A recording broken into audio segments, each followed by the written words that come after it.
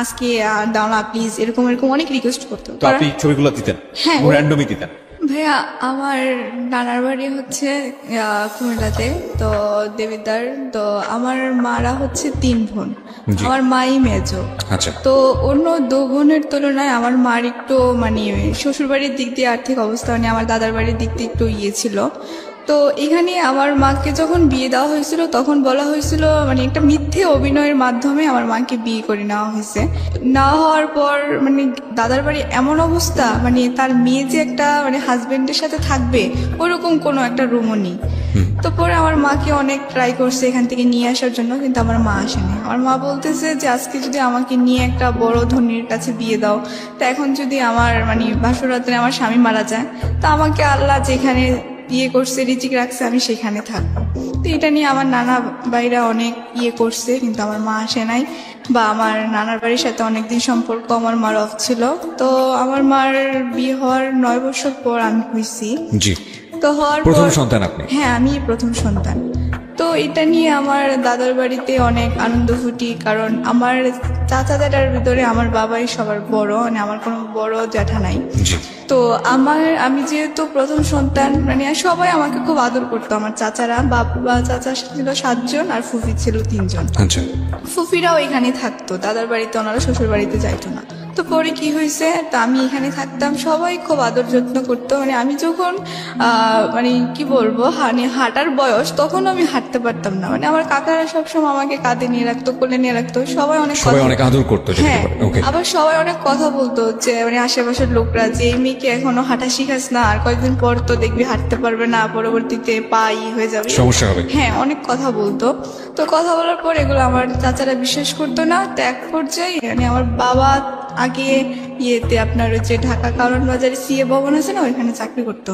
তো আমার বাবা এক কারণে রাজনীতি করার মানে জন্য চাকরিটা ছেড়ে দেয়। তো ছেড়ে দেওয়ার পরে রাজনীতি করার জন্য ছেড়ে দেয় নাকি রাজনীতি করার জন্য চলে যায়, কোনটা? মানে রাজনীতি করার জন্য চাকরিটা ছেড়ে দেয়। বাবা নিজেই ছেড়ে দেয়? হ্যাঁ, নিজ ইচ্ছাকৃতভাবে। তো এখন দ্বিতীয় কথা হচ্ছে তার কারণে চাকরিটা ছেড়ে দেয়। তো এটা নিয়ে আমার নানার বাড়িতে অনেক কিছু মানে হয় আর কি, মানে কথাবার্তা আছে এখন সংসার চলবে কি দিয়ে।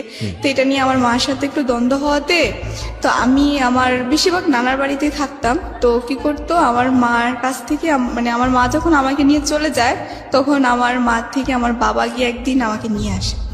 এক পর্যায়ে মানে আমার মার একটা চাকরি হয়, চাকরি হওয়ার পরে আমার মা খুব বিজি হয়ে যায়। বিজি হওয়ার পর আমি যে তার একটা সন্তান, সে যে মানে একটা কোনো দায়িত্ব বা মানে আমার পিছনে যে তার একটা সময় দেওয়া, সেটা দিতে পারতেছে না। এক পর্যায়ে একা হয়ে যায়। মানে আমার নানু বাড়িতে যতদিন থাকি এতদিন ভালো লাগে, কিন্তু এখানে আসলে আমার আর ভালো লাগে না। তো ভাইয়া তারপর আস্তে আস্তে স্কুলে ভর্তি হই। আমি ভর্তি হওয়ার পর মানে যখন দেখতাম যে সব বাচ্চারা মারাই ওদেরকে নিয়ে স্কুলে যেত বা নিয়ে বসে থাকতো বা অনেক কথা বলতো। আজকে বলতো যে জানিস আমার মা আজকে আমাকে টিফিনে এটা দিয়েছে ওটা দিয়েছে, কিন্তু ভাইয়া মানে আমি কখনো বলতে পারতাম না যে আমার মা আমাকে আজকে এটা বানিয়ে দিয়েছে বা আমার মা আজকে এটা করেছে বা আমি মার সাথে এটা বলছি, মানে এগুলো বলতে পারতাম না। ওকে। পরে এক পর্যায়ে আমার মা আমাদের এলাকাতে নির্বাচনে মানে এলাকাতে মহিলা মেম্বার হিসাবে মানে রাজনীতি করে। তো আমার মা বিপুল ভোটে জয়ী হয়। তারপরেও আমার মা মানে খুবই এলাকাতে নামডাক, আমার বাবারও খুবই। তো আস্তে আস্তে আমার মার চাকরির নেশাটা আরো বেড়ে যায়। তো নানার বাড়িতে থাকলাম, আস্তে আস্তে থাকতেছি, মামারাও খুব আদর যত্ন করতো, চাহিদা কোনোটাই কম রাখতো না। পরবর্তীতে মামার আস্তে আস্তে বিয়ে করে। আচ্ছা। বিয়ে করার পর ভাইয়া মানে মামার আগে যেমন ছিল তার থেকে একটু চেঞ্জ হয়ে গেছে, এটা স্বাভাবিক হয়ে যাবে। কিন্তু মানে আস্তে আস্তে এমন হয়ে যাচ্ছে মনে হচ্ছে যেন আমি তাদের বাসার কোনো একটা কাজের মেয়ে আর তারা হচ্ছে জমিদার, মানে এরকম হয়ে যাচ্ছে। মানে আমার মামি ধরেন সকালবেলা যে মামারা কখনো মাটিতে রাখতো না, হ্যাঁ, সেই মামারা এখন সিচুয়েশনালি সেই ভাগ্নিকে কাজের মেয়ে বানিয়ে ফেলেছে। হ্যাঁ হ্যাঁ। ওকে।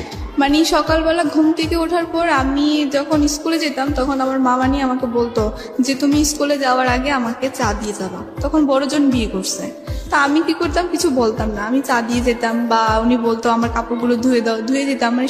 মানে ও যা বলতো আমি তাই করতাম, কারণ আমি এখন কি বলবো, কারণ আমার নানা একজন খুবই অসুস্থ হয়ে পড়ছে বাসায়। তো অসুস্থ হওয়ার পর এখন তো নানার কথা তো আর কিছু শুনবে না, মামাদের হাতে এই সংসার। তো তো যাক ভালোই, আমি ওনাদের কথা মতো চলতাম। মাঝে সাঝে এমন কিছু ব্যবহার করতো মানে যা আর সহ্য করার মতো না। তো আমি মাঝে সাঝে নীরবে, মানে আমার একটা ছোটবেলা থেকে মানে ইয়ে ছিল যে মানে আমি কখনো প্রকাশ্যে কারোর কাছে কান্না করতাম না, মানে সবসময় গোপনে কান্না করতাম। তো শুয়ে শুয়ে যখন কান্না করতাম বা মানে মাঝে সাঝে মা আসলে প্রশ্ন করতাম যে আমি তোমার সাথে থাকবো বা তোমার সাথে যাব, কিন্তু আমাকে কখনো মানে নিয়ে যেত না বা বলতো না যে আমি আমার জন্মের, আমার মনে আছে যে 8 বছর পর আমি আমার নিজ এলাকাতে যাই। আর আমি যখন আমার মায়ের সাথে কোথাও যাই তখন সবাই প্রশ্ন করে যেটা কি, তখন আমার মা আনসার দেয় যে এটা আমার বোনের মেয়ে। হোয়াট? আমার মা মানে আমার এলাকাতে জানে না যে আমার মায়ের একটা মেয়ে আছে। তো বোনের মেয়ে বলতে হবে কেন? মানে তার মেয়ে বললে সবাই প্রশ্ন করে যে আপনার এত বড় মেয়ে, আমরা তো আগে জানলাম না। কি ম্যাডাম, আপনার এত বড় মেয়ে আছে, কই আপনি তো আগে বলেন নাই। এটা কি আমার মার সাথে আপনার সঙ্গেই ঘটতো? র্যান্ডমলি আপনার সামনেই এটা ঘটতো? হ্যাঁ, আমার সামনেই। পরে আমার মা মানে ওনার সাথে দাঁড়ালে মানে বোঝা যায় না যে আমার মায়ের বয়সটা তেমন একটা বোঝা যায় না। তো এখন যদি আমি দাঁড়াই যে এত বড় মেয়ে আছে, তারপরে তো তেমন কেমন না। তার জন্য আমার মা এখনো পর্যন্ত আমি যদি কোথাও যাই, আমার মা প্রকাশ করে যে এটা আমার বোনের মেয়ে, বা আমাকে কোথাও নিয়ে যেতে চায় না। খুবই খুবই দুঃখজনক। আমি জানি না যে এটা আসলে কোন ধরনের মানসিকতার পরিচয়, বাট এটা খুব দুঃখজনক। এটা নাথিং টু সে, কারণ মাকে জাজ করার কোনো রাইটসই আমার নাই, বাট সন্তানের জায়গা থেকে শুধু বলতে পারি আমার মা যদি এটা করতো তাহলে আমি কোনোভাবে মেনে নিতে পারতাম না। সো সেই জায়গা থেকে বলবো যে এটা খুবই দুঃখজনক। ওকে, বলুন তারপর। তো এক পর্যায়ে কি করছে, আমার 5-এ পিএসসি পরীক্ষা হয়। তা আমি মাকে বলি যে মা, আমার তো একজন টিচার দরকার, বাট সামনে একটা পিএসসি পরীক্ষা বা একটা গাইডলাইনের দরকার। তো তুমি একটু আমাকে যদি একটু নজর দিতে তাহলে মনে হয় আমার একটু ভালো হতো। তখন আমার মার আনসারটা এই ছিল যে তোমার লেখাপড়া তুমি করবে, তাতে তো আমার কোনো কিছু নেই। তো আমি ওদিন অনেক আমি বুঝিনি, মানে 9 বছর পরে আপনি আপনার মায়ের প্রথম সন্তান, তারপরেও আপনার সঙ্গে এই ধরনের আচরণের প্রশ্নটা কি? মানে কোনো রকম কি ক্ষোভ ছিল? এবং আমি যত জানি যে আপনার মার কাছে বড় হওয়ার কথা, কিন্তু সেটা আপনি বড় না হয়ে আপনি বড় হয়েছেন আপনার নানুর কাছে, জি, মানে আপনার মায়ের মার কাছে। মানে আমার মার হচ্ছে কি, মানে যখনই আমার মা সংসারে ছিল তখনই আমার মা ভালো ছিল, আমি দেখতাম। কিন্তু আমার মা যখনই বাহিরের জগতে চলে গেছে, মানে চাকরির জগতে বা পলিটিশিয়ান মানে জগতে চলে গেছে, তখনই আমার মা একটা আপনার অন্যরকম বাবা এবং মা কি একই দলের পলিটিক্স করতো? জি, একই করে। কিন্তু আমার বাবা মার ভিতরে ম্যাক্সিমামই দেখা যায় যে দুজনের মধ্যে খুব অশান্তি চলে। Okay. মানে তাদের ভিতরে স্বামী স্ত্রীর কোনো একটা যে ভালোবাসা, ওটা খুবই কম থাকে। এবং একটা সন্তানের জন্য কত বড় পীড়াদায়ক, একটা সন্তানের মানসিক বিকাশের জন্য এটা কতটা কষ্টকর, এটা যে সন্তান সেই খুব ভালো করে বলতে পারবে। একটা বাবা মার ঝগড়া বা বাবা মার মনোমালিন্য ওই সন্তানের উপর কতটা ভয়াবহ ইফেক্ট ফেলে আপনি চিন্তাও করতে পারবেন না। বলুন। তো মা বলে যে হ্যাঁ তোমার পড়া তুমি করে নাও। হ্যাঁ, তো এক পর্যায়ে দেখা গেছে আমার পিএসসি পরীক্ষা আসে। তখন আমি আমার মাকে বলি যে মা, আমার তো ফাইনাল পরীক্ষা, আমাকে একটু সেন্টারে নিয়ে যাবা, বা আমার তো জাস্ট বেশি দিন না, কয়েকদিন পরীক্ষা, তুমি আবার চলে যাও। তো পরে আমার মা বলে কি তোমার পরীক্ষা দিতে যাও, মায়ের দোয়া আছে সবসময়, আমি খুব বিজি। মানে ভাইয়া, এখনো যে আমি আমার মাকে ফোন দেই, আমি যে একজন মানে কি বলতাম, ঢাকায় থাকি একটা মেয়ে, আমার মাকে সে তো আমার খোঁজ খবর রাখা দরকার। এবং আমি যত জানি যে আপনাকে অ্যাপ্রন পড়াবে দেখতে পাচ্ছি। So you are going to be doctor soon. জি, আমি একজন মেডিকেল স্টুডেন্ট। সো আপনি ডাক্তার হতে যাচ্ছেন খুব শীঘ্রই। জি। এই অবস্থায়ও মা বলে না, যে আমার মা আমাকে 2-3 দিন একবার ফোন, মানে আমি নিজে স্বেচ্ছায় দিলে, মানে আমি ধরেন দিলে তারপর সে কথা বলে, এবং এমনও 2-3 দিন, এমনও সপ্তাহ চলে যায়, মানে তার সাথে আমি ভালোভাবে কথা বলতে পারি না। সে খুব বিজি মানুষ। মানে এটা কি আমি যে একটা আপনার ক্ষেত্রেই হয় নাকি আপনার যে বাকি যে ভাই বোনগুলো আছে তাদের ক্ষেত্রেও একই রকম? মানে ধরেন আমার ক্ষেত্রে হয়, বা আমার সব ভাই বোনদের ক্ষেত্রে, মানে আমার মায়ের কাছে সন্তান মানে কিছুই না। Very unlucky. যাই হোক, হ্যাঁ বলেন তারপর। তো তারপর সমাপনী পরীক্ষা মামাদের সাথে নিয়ে যেত মামারা, বা দিতাম। তখন ভালো রেজাল্ট হয়, তখন আমি 5-এ বৃত্তি পাই, টানাপোলে বৃত্তি পাই।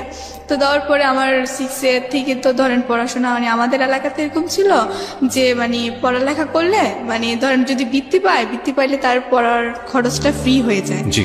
তো পরে জাস্ট শুধু পরীক্ষার ফিটা। তা আমি পড়াশোনা করতেছি। তা আমি যখন ক্লাস 7-এ পড়ি, তখন আমার ফ্রেন্ডরা দেখতাম মানে অনেকে ফোন ইউজ করতো। তো ফোন ইউজ করার ক্ষেত্রে তখন কি করতো, তা আমি বলতাম যে কি ক্লাস 7-এ পড়োস, মোবাইল ইউজ করোস কেন, মানে এটা কি। তখন ওদেরকে দেখতাম, বা অনেকে ফেসবুকও ইউজ করতো, বা নতুন নতুন তখন আমি বলতাম যে এটা কি, মানে এটা তো কি জিনিস, এটা আমি তো বুঝতাম না। তারপরে ওরা আমার বলতো যে এটা ফেসবুক, এটার মাধ্যমে এরকম চ্যাটিং করে বা এরকম সেই।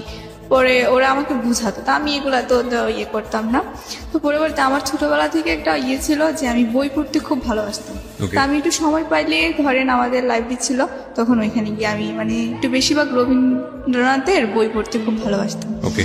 তো পরে এক পর্যায়ে দেখা গেছে আমার একদিন ফ্রেন্ড সার্কেলরা মিলে আমাকে বলতেছে যে তুই তো আমাদের সাথে মানে কোনো রোমান্টিকতা না। তাই বলতেছি কেন? পরে বলতেছে যে না, তুই কেমন যেন একটা মুডি টাইপের, আমাদের সাথে মিশোস না, এই না সেই না, অনেক কিছু বলে আমাকে অনেক রাগায়। তো আমি তেমন একটা কিছু করি না।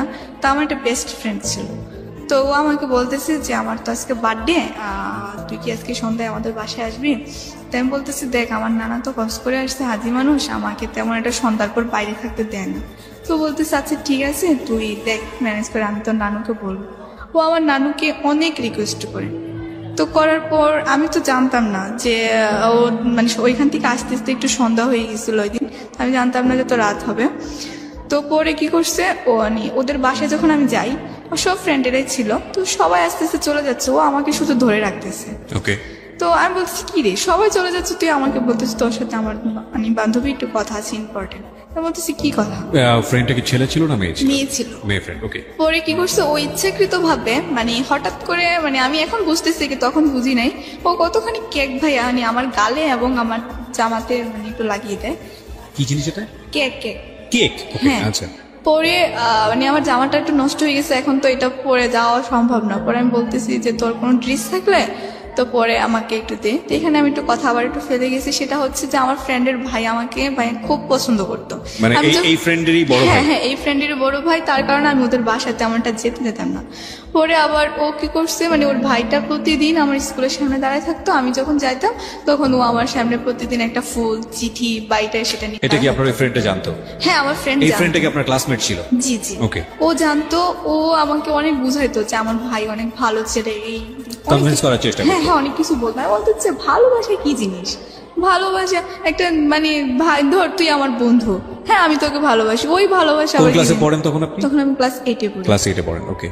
পরবর্তীতে কি হয়েছে, এখন ও আর বলতেছে কি আমার জামাটা তুই চেঞ্জ করে নে। তা বলছে আচ্ছা ঠিক আছে। তো পরে আমি একটা রুমে গিয়ে জামাটা চেঞ্জ করতেছি, কিন্তু আমি জানতাম না যে ওই রুমে ওই মেয়েটার ভাই মানে মোবাইল দিয়ে ছবি ওঠানোর কোনো ব্যবস্থা রেখে রাখছে। পরে আমি যখন গেছি, যাওয়ার পর ও আমার মানে আমি যখন ড্রেস চেঞ্জ করতেছি, ও আমার অনেকগুলো ছবি মানে বাজে বাজে কিভাবে যেন উঠায়। পরবর্তীতে আমি জানি না, ও একদিন আমাকে বলতেছে যে আমার ভাই তোর সাথে একটু কথা বলবে ফোনে। তাই বলতেছি তোর ভাই আমার সাথে কি কথা বলবে? তারপরে বলতেছি কি যেন বলবে, তুই একটু শোন। পরে আমি ওর ফোনটা রিসিভ করলাম, বললাম যে আসসালামু আলাইকুম ভাইয়া। পরে বলতেছে ভাইয়া না, বলো তুমি করে বলো। বলতেছি কেন আপনাকে তুমি বলবো কেন? পরে বলতেছে যে তুমি কি আমাকে সত্যি বিয়ে করবো? আমি বলতেছি আপনাকে আমি বিয়ে করবো এটা কি বলেন, বিয়ে কি বলেন? পরে আমি হাসতেছি। এই কথা বলার উনি বলতেছে তুমি কি আমার সাথে মস্কারি করো? আমি বলতেছি না তো, আপনি আমার ভাইয়া, বড় ভাইয়া, আমি কেন আপনার সাথে মস্কারা করব? পরে বলতেছে যে তুমি যদি আমাকে সত্যি বিয়ে না করো তাহলে তোমার এই ছবিগুলো আমি ছেড়ে দেবো। বলতেছে আমার কি ছবি? ওই যে তানিয়াদের সাথে ওই ছবিগুলো? পরে বলতেছে না। পরে উনি বলতেছে তুমি আমার সাথে আজকে গেটের সামনে দাঁড়াও, তোমার ছবিগুলো একটু তুমি নিজে দেখে যেও যে তোমার কি ছবি। পরবর্তীতে আমি স্কুল থেকে যাওয়ার পথে গেটের সামনে দাঁড়ালাম। দাঁড়ানোর পর ওই দিন আবার কি করছে, উনি যখন আমাকে মোবাইলের ছবিগুলো দেখাচ্ছিল তখন ওনার এক ফ্রেন্ড আমার মামাকে দেখাইছিল যে আপনার ভাগ্নি দেখেন স্কুল থেকে যাওয়ার পথে ওই দেখেন ছেলের সাথে কি যেন কথা বলতেছে। মানে আমি যে দাঁড়ায় ছবিগুলো দেখতেছি এমন সময় হঠাৎ করে ইয়ে করে ফেলছে, মামাকে পর্যন্ত দেখাইছে। পরবর্তীতে উনি আমাকে এই ছবিগুলো দেখায় বলছে যে তুমি যদি আমাকে না বিয়ে করো তাহলে এগুলো আমি ইন্টারনেটে ছেড়ে দেবো এবং তোমার ফ্যামিলি যত মান সম্মান আছে সব আমি নষ্ট করে দেবো। পরবর্তীতে আমি এগুলা মানে কাউকে বলতেও পারতেছি না, সহ্য করতে পারতেছি না। তখন মানে আমি কি করব আমি নিজেও বুঝতেছি না, কারণ বিয়ে কি জিনিস ওইটাই আমি ভালোভাবে বুঝি না, আর আমি বিয়ে করবোটা কি। পরবর্তীতে আমি আমার মানে কাকে বলবো, পরে নানুকে বলছি, ভাই আমার নানু হচ্ছে কি মানে শিক্ষিত না, একটু মানে ইয়ে টাইপের, মানে তেমন একটা বুঝে না, তো ইন্টারনেট কি বা মোবাইল সম্বন্ধে তার কোনো ধারণা নেই। ওকে। পরবর্তীতে কি বলছে যে তুই তোর মাকে বুঝা, কারণ তোর মা তো আবার একটু মানে সব জানে টানে, তোর মাকে বল। পরে আমি আমার মাকে বলছি। পরে বলার পরে আমার মা কি করছে, ওই দিন আমার নানার বাড়িতে আসছে, ভাইয়া এসে আমাকে এমন মায়ের মারছে, মানে আমি তখনই সেন্সলেস হয়ে গেছি।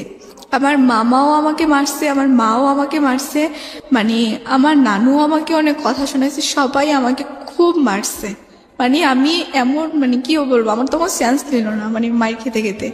পরবর্তীতে আমি হঠাৎ করে দেখি যে আমি একটা রুমে মানে শুয়ে আছি, আমাদের একটা রুম আছে আর কি, মানে ওটা একদম মানে ইয়ে দিয়ে, মানে ধরেন আপনার পুরাতন জিনিসপত্র রাখা হয় আর কি। আমার মা আমাকে ওই রুমে ফালাই রাখছে, মানে দরজা নক করে, যাতে আমি আর ওই রুম থেকে বের না হতে পারি। ভাই আমাকে একটানা 2 দিন কোনো কিছু খেতে দেওয়া হয়নি। এই ঘটনার প্রেক্ষাপটে হ্যাঁ, পরে আমার মা আমাকে মানে পরে রুমে আসছে, এসে বলতেছে যে তুই কি মরবি না আমি তোকে বিষ এনে খাওয়াবো। তারপরে ভাই আমার মানে মা খুবই টর্চার করে, তো ছেলেটা কোনোভাবে বুঝতে পারে যে আমি কলেজে যাচ্ছি না ওর বোনের মাধ্যমে, আরে সরি স্কুলে যাচ্ছি না। তো পরবর্তীতে এখন ও কি করছে, আমাদের বাসায় সরাসরি 2-1 ছেলে নিয়ে চলে আসছে, মানে এলাকার। তো আসার পর বলতেছে যে আন্টি আপনার মেয়ে যা মানে হয়েছে সবকিছু মানে আমি করছি বা এসে, এখন আমি আপনার মেয়েকে বিয়ে করলে অনেক সুখী রাখবো, কিন্তু আপনি একটাই কথা বলবো যে আপনার মেয়েকে যদি আমার কাছে বিয়ে না দেন তাহলে আমি মানে কি করবো আমি নিজেও জানি না। ভাইয়া ওই ছেলেটা ছিল 1 নম্বরে, মানে ও যদি ভালো ছেলেও হতো, মানে ধরেন গরিবের সন্তান হলেও আমার মা তেমন কিছু বলতো না, কারণ আমার মা একটা জিনিস মানে একটু মানে আমার ফ্যামিলির দিক দিয়ে সবাই একটু বিশ্বাস করে যে ধনী গরিব তো আল্লাহরই সৃষ্টি, তো এখন ওইটা মানে বিভেদ করে না তারা। তো এখন কি করছে, ও মানে এমন একটা ছেলে ছিল যে মানে আমাদের এলাকাতে 2-3টা মার্ডার করছে। খুবই ডেসপারেট। হ্যাঁ খুবই। আর ও কি করতো, মানে আমাকে যদি ধরেন স্কুল থেকে আসতে সময় আমি যদি কোনো ছেলের সাথে কথা বলতাম, এরপরে গিয়ে শুনতাম যে ওই ছেলের মানে খুব মার খেয়েছে বা ওই ছেলের কোনো না কোনো একটা প্রবলেম হয়েছে, মানে আমি আমার এলাকার কোনো ছেলের সাথে কথা বলতে পারতাম না, বা কোনো বাইরের ছেলে তো প্রশ্নই ওঠে না। মানে স্কুলেও কোনো ছেলেদের সাথে কথা বলতে পারতাম না, মানে সবসময় আমার কথা হচ্ছে যে মেয়েদের সাথে কথা বলা আর মেয়েদের সাথে স্কুল থেকে আসা। পরে কি হয়েছে, এক পর্যায়ে মানে আমার মাকে অনেক ধরনের হুমকি দিছে বা অনেক কিছু বলছে, বলার পর আমার মা এখন কি করবে, এখন আমার মা যেহেতু একটা রাজনীতি বড় একটা পর্যায়ে, এখন মান সম্মান বাঁচানোর জন্য আমার মা একদিন সকালে আমাকে বলতেছে যে তুমি আজকে সকাল সকাল ফ্রেশ হয়ে যাও। মানে মা এমন ভাবে কথা বলতেছে ভাই, আমার মনে হচ্ছে যেন আমি আকাশের চাঁদ হাতে পেয়ে গেছি, যে আমার মা আমার সাথে এত সুন্দর করে কথা বলতেছে। পরে আমি বলতেছি কেন, কি হয়েছে, পরে বলতেছে তোমাকে আজকে এক জায়গায় নিয়ে যাব, তুমি সুন্দর করে মানে গোসল করে ফ্রেশ হয়ে যাও। আমি বলছি আচ্ছা ঠিক আছে, বলতেছে সুন্দর জামা কাপড়ও পরবা। আমি বলছি আচ্ছা ঠিক আছে। পরে মানে এমনভাবে বলতেছে মানে আমি এত খুশি, মানে আমি এই খুশি কাকে বুঝাবো, যে আমার মা আজকে আমাকে এক জায়গায় নিয়ে যাবে, নিজে সে বলছে যে আমাকে নিয়ে যাবে। পরবর্তীতে আমি তখন মার কথা শুনে সবকিছু রেডি, পরে গিয়ে দেখি রাস্তায় মানে সিনজির ভিতরে ও, তারপর মা, তারপর সামনে 2জন লোক। পরে আমি বাবা কোথায়? বাবা নাই, বাবা আমাদের এলাকাতে। আপনি কোথায়? আমি নানার বাড়িতে। তখন ওখানেই মা থাকে? না, মা আসছে এখানে, মা তো কাজ করে। মা থাকতো বাবার সঙ্গে? হ্যাঁ বাবার এত সঙ্গে। ঘটনা ঘটে যাচ্ছে, বাবা এগুলো জানে না? না, বাবা কিছুই জানে না, বাবাকে কিছুই বলা হয়নি। তবে আমি অনেক চেষ্টা করছি যে ফোনের মাধ্যমে বাবার সাথে ফোনে কন্ট্যাক্ট করব, কিন্তু কন্ট্যাক্ট করতে গেলে তখনও আমাকে মারতো। মানে কি বাবার সঙ্গে কি মার ছাড়াছাড়ি হয়ে গিয়েছে নাকি? না, বাবার সাথে মোটামুটি মানে আমার বাবা মার মানে একটাই ইয়ে আছে যে ওরা স্বামী স্ত্রী এতটুকু প্রমাণ, কিন্তু এছাড়া এদের মাধ্যমে কোনো যে একটা মানে ভালোবাসা বলেন বা কোনো একটা মনের মিল বলেন, কোনো কিছুই নাই। মানে আমার বাবা মার ভিতরে আমি 100 থেকে 99% দিনে দেখি ওদের ভিতরে ঝগড়া লেগেই থাকে। মানে কেউ কাউকে পাত্তা দেয় না? না, কেউ কাউকে, ডিসিশন মেকিং এর জায়গায় কেউ কাউকে ধার ধারে না? না না, যার যার ইচ্ছা মতো। আপনার চোখের সামনে কি কখনো দেখতেন গায়ে হাত তোলা তুলি মারামারি? হ্যাঁ, আমি আমার যখন আমি একটু কথা ফেলে গেছি, আমার ছোট ভাইটা যখন মানে হয়েছিল, মানে আমার পরের জন, যেটা আমার 2টা ভাই আমার ছোট, তো আমার পরে যেটা মানে কি ও যখন জন্মেছিল তখন আমার বাবা আমার মাকে এত মারছিল, মানে আমার মাকে পুরো খাটের চিপা দিয়ে পর্যন্ত ফেলে দিছে, আর আমার ভাইটাকে এভাবে ছোট ফিটার খাইতেছে, ওকে ধরে একদম খাটের এই প্রান্তে থেকে ওই প্রান্তে ছুঁড়ে মারছে। মানে আমার বাবা আমার মাকে প্রচুর মারতো, মানে এক পর্যায়ে আমার মা মানে মায়ের খেতে খেতে একদম প্রতিবাদী হয়ে গেছে। পরে আমার মাও বাবাকে পাত্তা দেয় না, বাবাও মাকে পাত্তা দেয় না, মানে এরকম হয়ে গেছে আর কি। পরবর্তীতে ভাই আমি যাচ্ছি মার সাথে, কিন্তু কোথায় যাচ্ছি মা আমাকে কিছুই বলে না। পরবর্তীতে গিয়ে দেখি এক হুজুরের বাড়ি। আমি বলতেছি মা এইখানে কোথায় আসছো বা এটা কি, আমি তো চিনি না। পরে বলতেছি তোমার এত চেনার দরকার নেই, তোমাকে যেখানে নিয়ে আসছি তুমি সেখানে থাকো। তো পরে আমি বলতেছি যে মা মানে কি আমাকে একটু বলবা? বলতেছে যে কিছু না, আজকে তোমার বিয়ে। আমি বলতেছি কি বলতেছো বিয়ে? কি তুমি কি আমার সাথে মজা করতেছো? মা বলতেছে যে না, আমি তোমাকে তো মজা করতে যাবো কেন, তুমি যা কাজ করছো তার পাপের প্রায়শ্চিত্ত ভোগ করবো এখন। আমি বলতেছি মা আমি তো কোনো অন্যায় কাজ করি নাই বা আমি তো কিছুই করি নাই, কেন পাপের প্রায়শ্চিত্ত ভোগ করবো? মানে তখন আমার মা ওই কাজের সামনে ভাই আমাকে এত মার মারছে, মানে কি বলবো, মানে হাতেই মারছে। ক্লাস 7-এ পড়তেন ওই সময়, ক্লাস তখন 8-এ? 8-এ। ক্লাস 8-এ পড়তেন আপনি। হ্যাঁ। যদি ভুল না করে থাকে তাহলে আপনার বয়স সর্বসাকুল্যে 13 থেকে 14 বছর। এবং আপনার মা তখন ওইখানে একটা রাজনৈতিক নেতা বলা যেতে পারে এলাকার, আমাদের জেলার, মানে আমার মা সভাপতি, মহিলা দলের সভাপতি। এবং ওই সময়ে তার নিজের সম্মান বাঁচানোর জন্য সে আপনাকে এই কাজটা করাচ্ছে, এবং একটা ছেলে যে গুন্ডা আপনার কথা মতো তার হাতে সে তুলে দিচ্ছে শুধুমাত্র নিজের সম্মান বাঁচানোর জন্য। জি। ওকে, তারপর কি হলো? তারপর আমার মা ওই দিন আমাকে বলে যে তুমি এখানে মানে তোমার কত নাম- সালের ঘটনা এটা? এটা হচ্ছে 2011। আপনার মা চাইলেই সে খুব সহজেই ছেলেটাকে ধরিয়ে দিতে পারতো পুলিশের কাছে এই ধরনের ব্ল্যাকমেইল করার জন্য। এবং বাংলাদেশের নারী নির্যাতনের যে আইন সেটা খুব শক্ত আইন, আপনার মা সেটা করেন। এই পয়েন্টগুলো খেয়াল রাখবেন প্রিয় শ্রোতা, যে একজন মানুষ কিভাবে অপরাধের দিকে ধাবিত হয়। আমি সবসময় বলি background is much more important, much more important, again I am saying much more important. বলেন। পরবর্তীতে পরে মা আমাকে বললো যে এখানে একটা সিগনেচার করার জন্য। তা আমি এরপরে আমার নামটা লেখলাম এখানে। লেখার পর বলতেছে আমি ওই যে হুজুরটা উনি কাজী, তখন উনি বললো, বলার পর ছেলের বাবার নাম না কি যেন আরো কিছু বলছে, পরে বলতেছে বলো মা কবুল। তখন আমি মানে চুপ করে আছি। চুপ করে থাকার কারণে আমার মা আমাকে ঠাস করে আরো একটা থাপ্পড় মারে। মানে কি বলবো, মানে আমি যেটাই মানে ওনার কথার অবাধ্য হচ্ছি বা যেটা আমি করতে চাচ্ছি না, তখনই আমি মাই খাচ্ছি। পরবর্তীতে মানে বলার পর আমার মা আমাকে বাসায় নিয়ে আসছে। পরে ছেলেটার সাথে মানে মা অনেক কথাবার্তা বললো, বলার পর তারপরে আমাকে বাসায় নিয়ে আসছে, মা চলে গেছে। পরে ভাইয়া আমার টেস্ট আর 1 মাস বাকি। মানে আমি ওই মুহূর্তে যে আমি যে পড়বো, বাসায় পড়ার মতো কোনো ক্যাপাসিটি পাচ্ছি না, বা আমি আমার যে মানে এটা গাইডলাইন ওইটাও পাচ্ছি না। স্কুলে আমার ওই ফ্রেন্ডকে সবার কাছে বলে দিছে যে আমার ওর ভাইয়ের সাথে বিয়ে হয়েছে। সবাই আমাকে অনেক অপমান, অনেক কথাবার্তা শোনাইছে যে তুমি একটা ব্রিলিয়ান্ট স্টুডেন্ট হয়ে তুমি কি করে মানে বিয়ে করলা, বা আমার ম্যামরা, আমার স্যাররা সবাই আমাকে অনেক কথা বলছে। মানে মোট কথা আমার মনে হচ্ছিল যে তখন আমার ওই ছবিগুলোই মনে ভালো ছিল যদি নেটে দিত, কারণ এটা তো সবাই জেনে গেছে যে আমার বিয়ে হয়ে গেছে। Right. বলতেছে যে বিয়েটা কি তুমি এত তাড়াতাড়ি করে ফেললা, আর মানে তুমি একটু এসএসসি পাস করতা। সবাই স্যাররা আমাকে এই কথা বলতেছে।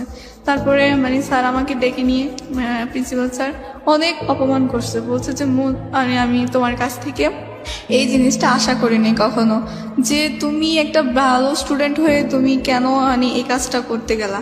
পরবর্তীতে মানে আমি বলছি যে ঠিক আছে স্যার, আমার মানে ভুল হয়ে গেছে, আমি পড়াশোনা ভালো করে আপনাকে দেখাই দেবো। পরে বলছে যে ঠিক আছে, আমরা তোমাকে মানে বিশ্বাস করি, বা তুমি ভালো করে পড়ো, পারবা তুমি। পরে ওই স্যারটাই আমাকে প্রথম মানে ভাইয়া মাথায় হাত বুলিয়ে বলছিল যে মা যদি সন্তানকে যে রাস্তায় দেখ না কেন, মনে করবা যে এটা তোমার জন্য কোনোদিনও ভালো একটা প্লাস পয়েন্ট। কিন্তু আমি ভাইয়া আমি আমার মার জন্য একটু তখন কষ্ট করি নাই। তখন আমি ভাবছিলাম যে আমার স্যার যেহেতু আমাকে যেটা মানে আমি ওই স্যারটার কথা খুব মানতাম।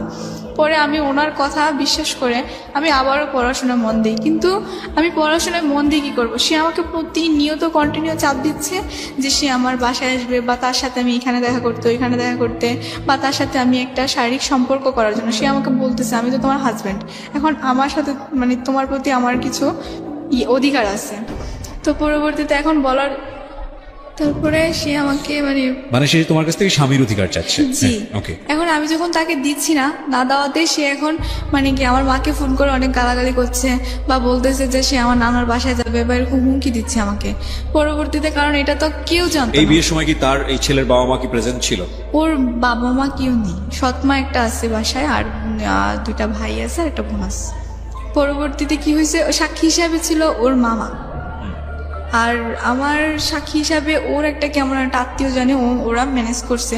কিন্তু আমি শুধু, আমার মা উপস্থিত ছিল, মানে আমার গার্ডিয়ান হিসাবে কি। আর কেউ জানতো না আমাদের এই বিষয়টা। পরবর্তীতে যদি জানে তাহলে আজকে রেডিওর মাধ্যমে আমার ফ্যামিলি মেম্বার যারা শুনবে তারা হয়তো জানবে যে আমার এর আগে এর সাথে আমার মা আমাকে বিয়ে দিয়েছিল। ওকে, পরবর্তীতে এটা নিয়ে অনেক হচ্ছে, মানে কি আমি তার প্রতি কোনো নাই মানে। তো পরে কি হচ্ছে, ও নাকি মানে আমার ফ্রেন্ডের মাধ্যমে আমি পরে জানতে পারি যে ও নাকি কোন একটা মানে কবিরাজের কাছে মানে প্রতি সময় যাইতো। তা আমি এসব বিশ্বাস করতাম না, দৌড় এসব কি, আল্লাহ ছাড়া কি কেউ কিছু করতে পারে? আল্লাহ যাকে যেরকম রিজিকে রেখে রাখছে ওটাই করবে, বা আল্লাহর উপর দিয়ে কেউ কিছু করে রাখতে পারে। পরে ভাই এক পর্যায়ে এমন হয়ে গেল, মানে আমি শুধু এতটুকু বলতে পারবো যে মানে আমার যতটুকু মনে আছে যে একদিন ও আমার সাথে দেখা করার পর কেমন যেন একটা মানে আমার জন্য খাবার নিয়ে আসে। মানে বলতেছে কি, মানে খাবারটা মানে পায়েসও না, পায়েসের মতোও না, কেমন যেন একটা। পরে ও বলতেছে এটা নাকি ওর খালা রান্না করে দিছে, বলছে খেতে হবে। পরবর্তীতে মানে আমি ওই খাবারটা খাওয়ার পর মানে তারপর থেকে মানে আমাকে আমার নানু যেটা বললো, মানে আমি নাকি এক পর্যায়ে ওর প্রতি মানে একদম পুরো পাগল হয়ে গেছি। মানে আমার ফ্যামিলিকে মানে নাকি আমার মামারা নাকি আমাকে প্রচুর মারধর করছিল। করার পর সেটা মানে তখন আমি জেএসসি পরীক্ষা দিয়ে ফেলছি। মানে আমার মোট কথা হচ্ছে কি, মানে আমি কিছু চিনতাম না, আমার এই পৃথিবীতে আমার মা বাবা আমি কাউকে চিনতাম না, আমি শুধু ওকে চিনতাম। মানে ও ছাড়া আমার লাইফে কেউ নাই। আর আমাকে যে এত মারধর করতো, মানে আমার কোনো কিছুই হতো না। মানে রাত্রে মারছে, সকালে আবার ওর কথাই আমি বলতাম।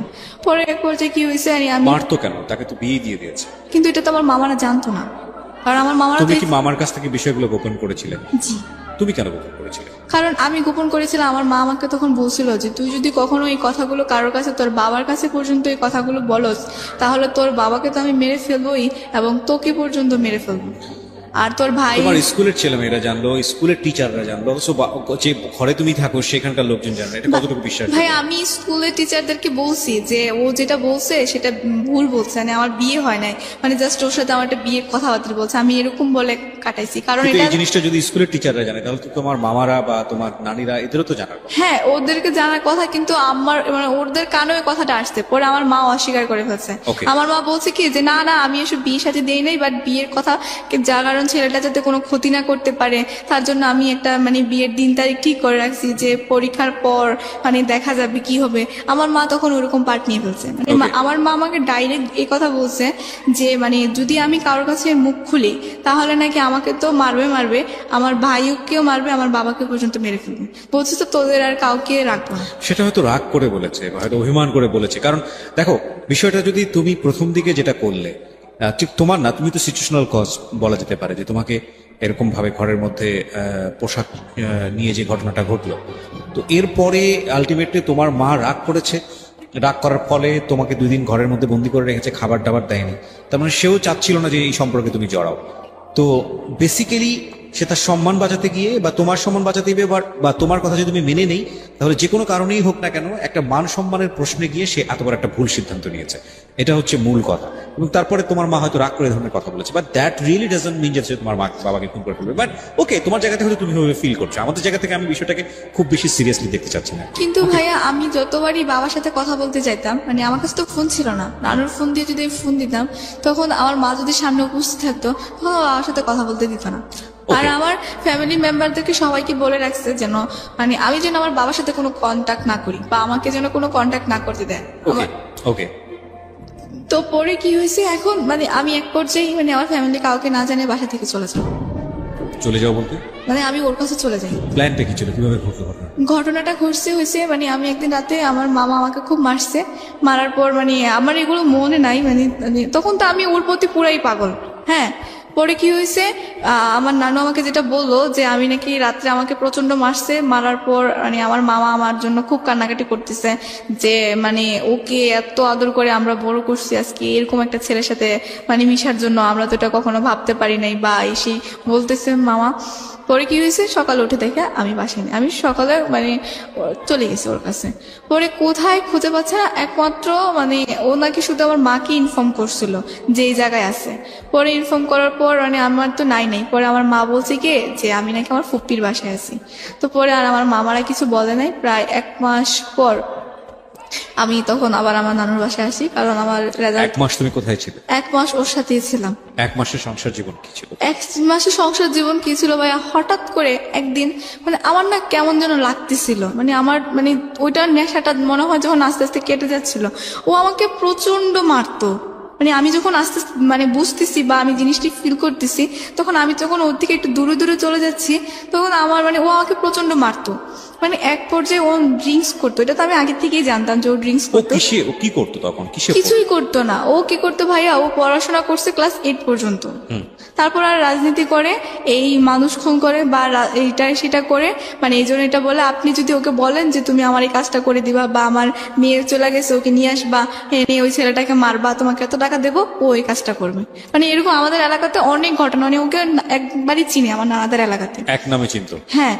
তো পরে কি হয়েছে, এখন ও এরকমই কাজ করতো আর প্রচন্ড যে টাকা ইনকাম করতো, সংসারে তো দিত নাই, উল্টা নিজে ড্রিঙ্কস করে এরকম করতো।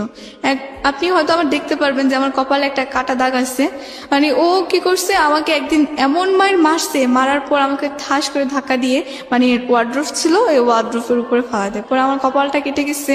মানে আমি কান্না করতেছি, মানে আমার কপাল দিয়ে প্রচন্ড রক্ত বের হচ্ছে, কিন্তু ও আমাকে একটু হসপিটালে নিয়ে যাচ্ছে না।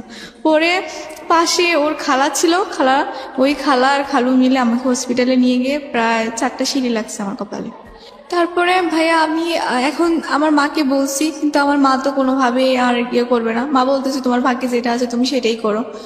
পরবর্তীতে ভাইয়া আমি কাকে কি বলবো? লেখাপড়া তখন বন্ধ? হ্যাঁ, লেখাপড়া তো তখন বন্ধ, কারণ ওই যে জেএসসি পরীক্ষা দিলাম, রেজাল্ট তো দিচ্ছে না তখন, মোট কথা। তারপরে কাউকে বলতে পারতেছি না। আমি আমার নানুকে যে বলবো, এখন নানু তো কিছুই করতে পারবে না, কারণ সংসার মামাদের হাতে, নানুর তো কোনো কিছুই করার নাই। মামাদের কারোর কাছে বলতে পারতেছি না, বাবার কাছেও বলতে পারতেছি না। পরে আমার এক ফুপ্পি ছিল, পরে আমি আমার ফুপির কাছে মানে অনেক কষ্টে আমি ওনার নাম্বারটা সংগ্রহ করি ফুপির। পরে ফুপির কাছে ফোন করে আমি সব কিছু বলি। পরে ফুপি সবকিছু জানতো, জানার পর মানে পরে বলছে কি যে ঠিক আছে, তুই তো এটা ভুল করে ফেলছিস, বাচ্চা মানুষ, তুই আমার কাছে আয়, আমি তোকে মানে সবকিছু বুঝাবো বা ইয়ে করবো। পরে আমি আমার মামাদের ওইখানে তো আর যাওয়া হয় না, মানে সবাই মামা বলছে যে মানে আম্মু ফোন করে মামাদেরকে বলছে যে আমি আমার মেয়েকে নিয়ে গেছি আর ওইখানে কোনো কিছু হবে না। পরবর্তীতে কি করছে, আমার ফুপির বাসায় নিয়ে আসছে। পরে আসার পরে আমি ফুপি এরকম এরকম করে আমার মামাদের সবাইকে আবার বুঝাইছে যে দেখেন ও তো আমার বাসায় ছিল সেই, এখন ওর মা হয়তো রাগ করে বলতেছে কারণ ওর একটা ঘটনা ঘটে গেছে, আবার ও রাগ করে আপনাদেরকে কিছু না বলে চলে গেছে। এগুলো নিয়ে অনেক কথাবার্তা হওয়ার পর ফুপি আবার বুঝায় আমাকে দিয়ে আসে। কিন্তু ভাইয়া দিয়ে আসার পর মানে কি হয়েছে যে মানে আমি যদি স্কুলে যেতাম তাহলে ও আবার স্কুলের গেটের সামনে দাঁড়ায় থাকতো। পরে আমি যদি কারোর সাথে কথা বলতে চাইতাম কোনো ফ্রেন্ডের সাথে, তাহলে বলতো এই ওর সাথে তোমার কিসের কথা, মানে ও আমার উপর একটা অধিকার খাটাতে চাইতো। মানে আমি কোনো ফ্রেন্ডের সাথে কোনো মিশতেই পারতাম না বা কিছু করতেও পারতাম না। তো পরে আমি একদিন বলছি কি যে আমি তো আপনাকে চিনি না, আমি ডাইরেক্ট রাস্তায় বলে ফেলছি যে আমি তো আপনাকে চিনি না। এই কথা বলাতে ও রাস্তায় মানুষের সামনে ঠাস করে আমার একটা থাপ্পড় মারে। পরে থাপ্পড় মারাতে এটা আমার মামার মাইন্ডে লাগে। আমার মামা কি করছে, ওই যাচ্ছিল তখন দেখছে আমার মামা যে ও আমাকে থাপ্পড় মারছে। পরে মামা আমাকে বাসায় এসে জিজ্ঞেস করতেছে যে ওর সাথে কি তোমার কোনো সম্পর্ক আছে? আমি বলতেছি না, ওর সাথে আমার কোনো সম্পর্ক নেই। কারণ আমি আমার মামার কাছে এখন যদি বলতে চাই তাহলে আমার মামা কি করবে আমি নিজেও জানি না। তা আমি মামার কাছে জিনিসটা গোপন রাখি যে না। কিন্তু ভাই আমার মানে কজলি ওরকম এরকম কিছু কিছু মনে পড়তেছে, আবার কিছু কিছু মনে পড়তেছে না, এরকম হয়ে গেছে। মানে ওর সাথে আমি কেন গেলাম, ওইখানে কি ছিল আমার বা কি আসে বিষয়। পরে মানে আমার এরকম মনে পড়ছে, আবার একবার ভাবতেছি মা তো আমাকে বিয়ে দিচ্ছে, কিন্তু আমি ওর সাথে কিভাবে গেলাম বা কিভাবে ছিলাম আমার কিছুই মনে ছিল না। আর ওর একটা প্লাস পয়েন্ট ছিল কি, ও যখন মানে আমি যখন ওর সাথে ছিলাম তখন ও আমার কতগুলো মানে ছবি উঠায় রাখছিল। তো ও আমাকে বারবার বলতো যে এগুলো আমি নেটে ছেড়ে দেবো, তুমি যদি আমার সাথে সংসার না করো এগুলো আমি ইন্টারনেটে ছেড়ে দেবো। তারপরে ভাইয়া সে আমাকে মানে বলতো অনেক কথা। তো বলার পরে আমার মানে ফ্রেন্ডেরা মানে আমি এক ফ্রেন্ডের সাথে শেয়ার করছিলাম আর কি। তো পরে বলতেছে যে দেখ তোর তো মানে এগুলো আর কি করবি, যা হওয়ার হয়ে গেছে, এখন যেহেতু তুই মানে তোদের বিয়ে হয়ে গেছে তুই ছেলেটাকে মেনে নে তোর হাজবেন্ড হিসাবে। তা বলতেছে আমি তোকে মেনে নিতে পারতেছি না, আমি ওকে কিভাবে মেনে নেবো। পরে ও বলতেছে ঠিক আছে তুই দেখ, ছেলেটা একটা মানুষ, ছবিতে দেখোস না যে খারাপ কিভাবে মস্তান থাকে, নায়ক পরে নায়িকার প্রেমে পড়ে ভালো হয়ে যায়, দেখবি ও আস্তে আস্তে মানে তোকে যদি এতই ভালোবাসে আস্তে আস্তে ভালো হয়ে যাবে, একটু ভালোবাসা দিয়ে হয়ে যাবে। তো পরে আমি ওর কথা শুনে তাই আমি ভাবলাম যে হয়তো সত্যি এরকম হবে। তো তো হওয়ার পর মানে আমি ওর কথা রাজি হলাম। তো আমি ওকে বললাম যে ঠিক আছে, তুমি যদি আমি তোমার সাথে সংসার করব, সবকিছু করব, কিন্তু আমার শর্ত হচ্ছে একটা, যে তুমি স্মোক করতে পারবে না আর কোনো ধরনের অন্যায় কাজ করতে পারবে না। তুমি যদি কষ্ট করে রিক্সাও চালাও তাতে আমি খুশি। ওই সময়টাতে কি হচ্ছিল, মানে ফ্যামিলি মেম্বাররা কি জানতো যে তুমি ওর সঙ্গে সংসার করছো বা ওখান থেকে তুমি চলে এসছো, এরকম কোনো কিছু? না না না, ফ্যামিলি মেম্বাররা মানে আমার মামারা কিন্তু জানতো না, মানে এখনো পর্যন্ত আমার মামারা জানে না। আমি মানে যতবার ওই সময়টা থেকে আপনি ওর সঙ্গে থাকছেন, মানে নাকি আলাদা ভাবেই আছেন? আলাদাভাবে আছি, কিন্তু কোথায় আছেন আপনি? আমি আমার নানুর বাসায় আছি। মানে কিন্তু প্রথমবার তো নিয়ে গেল, তারপরে আবার ওখান থেকে চলে আসলেন বিকজ অফ অত্যাচার করতো সে কারণে, এরপরে আবার সে কনভিন্স করার চেষ্টা করছে। ওকে, তো এই 1 মাস থেকে আপনি যখন বাড়িতে ফিরলেন, লোকজন আপনাকে জিজ্ঞেস করলো না যে আপনি কোথায় ছিলেন? মামা, ওই যে আমার মা বললো যে আমার ফুপ্পির বাসায়, ফুপ্পি না আবার বললো যে ও আমার বাসায় ছিল। সামহাও এটাকে মানে যে কোনো ভাবে ওকে থামাচাপা দিয়েছে। হ্যাঁ, ধামাচাপা দিয়েছে। তারপরে যখন মানে ওর প্রতি আমি এটা কেমন যেন একটু মানে দুর্বল হতে শুরু করলাম। তো তারপরে আমি ওর জন্য বাসা থেকে চলে যাই। পরে চলে যাওয়ার পরে বাসা থেকে চলে যাওয়া বলতে মানে ওর সাথে চলে যাই। ওর কোথায় থাকতেন ওই সময়? নানুর বাসায় থাকতাম। নানুর বাসা ছাড়া তো না না, ওর সাথে কি কোথায় থাকতেন? ওর সাথে থাকতাম, ওর কোনো কাজিনের বাসায় বা ওর কোনো ফ্রেন্ডের বাসায়, এরকম করে মানে থাকতাম। ও আমাকে বলতো যে হ্যাঁ ও বাসা করে নিবে বা এরকম করবে, এরকম করে বলতে বলতে মানে আমাকে নিয়ে যেত। বলতো যে কয়েকদিন আমার এইজনের বাসায় থাকো, তারপরে আস্তে আস্তে আমরা একটা বাসা নিব, এই করবো সে করবো। তো এরকম করে আমাকে বলতো, পরে বলতো। তো তারপরে আমি গেলাম ওর এক কাজিনের বাসায় গেলাম প্রথমে। তো যাওয়াতে তারপরে মানে ওইখানে আছি কয়েকদিন, ভালোই আছি। ও মানে আর আমার সামনে কোনো স্মোক করতে দেখতাম না বা ভালোই চলতেছিল। তো তারপরে আমি ভাবলাম যে হয়তো ও আস্তে আস্তে ভালো হয়ে যাচ্ছে। পরে ভালো হয়ে যাচ্ছে, একদিন মানে আমি দেখি কি ও মানে একটা মেয়ের সাথে কথা বলতেছে। আরেকটি বিরতির সময়। তো পরে ওকে দেখতেছি যে একটা কার সাথে মেয়ে বয়ে যে কথা বলতেছে। ওকে, তো পরবর্তীতে আমি ওর কাছে গিয়ে দাঁড়িয়েছিলাম। তো পরে মানে ওর কথাবার্তা বুঝলাম যে ওর বোনের সাথেও কথা বলতেছে, মানে যে আমার ফ্রেন্ড ছিল। পরে ভাইয়া দেখলাম যে ওর বোন ওকে উপদেশ দিয়ে দিচ্ছে, মানে আমার সাথে কোথায় যাবে বা কি করবে না করবে। আর ওদের কথাবার্তাগুলো আমি আড়াল থেকে শুনতে পাই।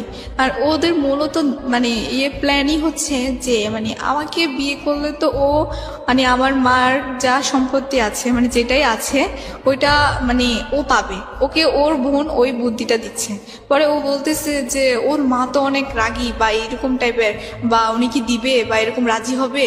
পরে মানে ও আমাকে নিয়ে মানে আমার উপর যত টর্চার করলে যেন আমার মাকে বলে, পরে আমার মা তো আমার প্রতি দুর্বল হয়ে যাবে। তারপর মানে ও এরকম কিছু বলতেছে বা ওকে বিদেশ পাঠানোর জন্য, যাতে আমার মাকে বলে টাকা পয়সা কিছু দেওয়ার জন্য। ওকে, তো এরকম কিছু বলতেছে। পরে বলার পরে আমি এগুলো আড়াল থেকে শুনতে পাই। তো পরে আমি ওকে জিজ্ঞেস করলাম যে তুমি কি আসলে সত্যি আমাকে ভালোবাসো না আমার মায়ের টাকাকে ভালোবাসো? পরে ও বলতেছে কেন হঠাৎ এই প্রশ্ন? আমি বলতেছি না, সত্যি করে বলো, তোমার যদি টাকার প্রয়োজন লাগে তাহলে বলো, আর এরকম তো কোনো মানি হয় না। পরে ওই দিন ও আমাকে অনেক মারে, মানে ওদের বাসায়, ওর ওই কাজিনের বাসায় আমাকে অনেক মারে। ওকে, পরে মারার পর আমি কিছু বলি না, যেহেতু এবার আমি নিজের স্বেচ্ছায় চলে আসছি। এখন আর আমি কি বলবো, কাউকে বলার মতো তো কিছু নাই। জি। পরে আমি আবার আমার মাকে ফোন দিই। পরে ফোন দেওয়াতে আমার মা আমার সাথে অনেক একটু রাগারাগি করার পরে এখন কি করবো। পরে ও বলতেছে যে আপনার মেয়েকে এসে আপনি নিয়ে যান, এরকম মেয়ে আমার মানে লাগবে না। পরে ও আমার মায়ের কাছে অনেক কথা বলে। পরে বলার পর এখন আমার মা কি করছে, আমাকে আবার মানে আমার মায়ের কাছে এবার মানে বলছে কি যে আমার মায়ের কাছে আমি গেছি। তো যাওয়ার পরে আমার মা আবার আমার মামাদেরকে মানে হাতে পায়ে রিকোয়েস্ট করে এবার লাস্ট বারের মতো আমাকে দিয়ে আসে। তো দিয়ে আসার পর তখন আমি মানে প্রায় টেস্ট দেব 10-এ। তো পরে কি হয়েছে, তো আমার টেস্ট পরীক্ষা গেল। তো যাওয়াতে টেস্ট পরীক্ষা তো তেমন একটা ভালো রেজাল্ট হলো না, কারণ আমি তো পড়িয়ে নেই মোট কথা টেস্টের আগে। তো তারপরে টেস্ট পরীক্ষা দিলাম। তো দেওয়ার পরে এখানে স্যাররা অনেক মানে খারাপ করছে যে আমি কেন রেজাল্ট খারাপ করলাম। তারপরে এরকম করাতে তারপরে আমি আবার মনোযোগ দিয়ে পড়াশোনা করি। তো ও কি করছে, এরকম টেস্টের পরে আমার যখন পরীক্ষা চলে আসছে, এসএসসি পরীক্ষা, তখন ও আসছে, এসে আবার বলতেছে যে আমাকে এবারের মতো ক্ষমা করে দাও, বা স্কুলে অনেক কিছু আমার ফ্রেন্ডদের কাছে অনেক কথা বলে যে তোমার ফ্রেন্ডকে বলো, যে মানে যে ফ্রেন্ডটা সবকিছু জানতো আমি আবার ওকে বলে দিচ্ছিলাম যে জানো আমি ও সুমার কাছে সবকিছু বলছি এই। তো ওই সুমার কাছে প্রতিদিন ডিস্টার্ব করতো যে তোমার ফ্রেন্ডকে বলো আমার ভুল হয়ে গেছে, মানুষ ভুল করে না, অনেক রিকোয়েস্ট করতো। ভাইয়া মানে ওকে আমি পরবর্তীতে মানে আমার ফ্রেন্ড আমাকে বুঝাচ্ছে হয়তো ও ভুল করে ফেলছে, বা এখন আসলে ও বলতেছে যে আমি আসলে খুবই অন্ধ হয়ে গেছি না, আমি সেই অনেক কিছু বলার পর তারপর ওকে আমি আবার লাস্ট চান্স দিই। আমার বলছি যে আমার পরীক্ষাটা যাক, তারপর আমি দেখি। আমি যেটা বুঝতে পারছি যে একবার family mistake, right? Second time আপনি যখন গেলেন তখন ফ্যামিলি মোটামুটি ওর কাছ থেকে আপনার মাও ওকে সাপোর্ট করছে না, তখন আপনার মিস্টেক। থার্ড টাইমে যখন আপনি যাচ্ছেন ওর সাথে তখন এটা পুরোপুরি আপনার মিস্টেক, কজ ততদিনে আপনার ফ্যামিলি ওর কাছ থেকে মোটামুটি সরিয়ে আনার জন্য প্রিপেয়ার ছিল। ডিভোর্স দিচ্ছিলেন না কেন, লোকটা যদি এত খারাপ? ভাইয়া ডিভোর্স দিতে হবে, ডিভোর্স দেওয়ার মতো তো আমাকে কেউ একজন আমার পাশে থাকতে হবে। আমার পাশে থাকতে হবে মানে আমি কিভাবে ডিভোর্স দেবো, আইনের বা আমি তো ওরকম কিছু। আপনার মার প্ল্যানটা কি ছিল আমাকে এটা একটু পরিষ্কার করেন। আপনার মা ওকে বিয়ে দিয়ে রেখেছে বাট আপনার ওখানে থাকতে দিচ্ছে না, আবার আপনি গেলে সেখানে কেউ জানলে বলতেছে কুকুর বাড়িতে থাকে, মানে এটা কি? মানে এটা আমার মা চাচ্ছিল যে ওর থেকে যদি আমি একটু দূরে থাকি আস্তে আস্তে ও আমাকে মানে ভুলে যাবে বা আমার তাহলে বিয়ে দেওয়ার কারণটা কি ছিল? বিয়ে দেওয়ার কারণটা ছিল ওকে একটা দেখানো মানে নাটক, মানে আমার মা যেটা পরে বললো, মানে এখন মানে সেটা আমি বুঝতেছি। আমার মা আমাকে বলছে যে বিয়ে দেওয়াটা নাকি ছিল একটা নাটক, মানে ও যদি বিয়ে না দেয় তাহলে তো অনেকে কথা বলার পরও বিয়ে ভেঙে যায় বা মেয়েকে অন্য জায়গায় বিয়ে দিয়ে দেয়।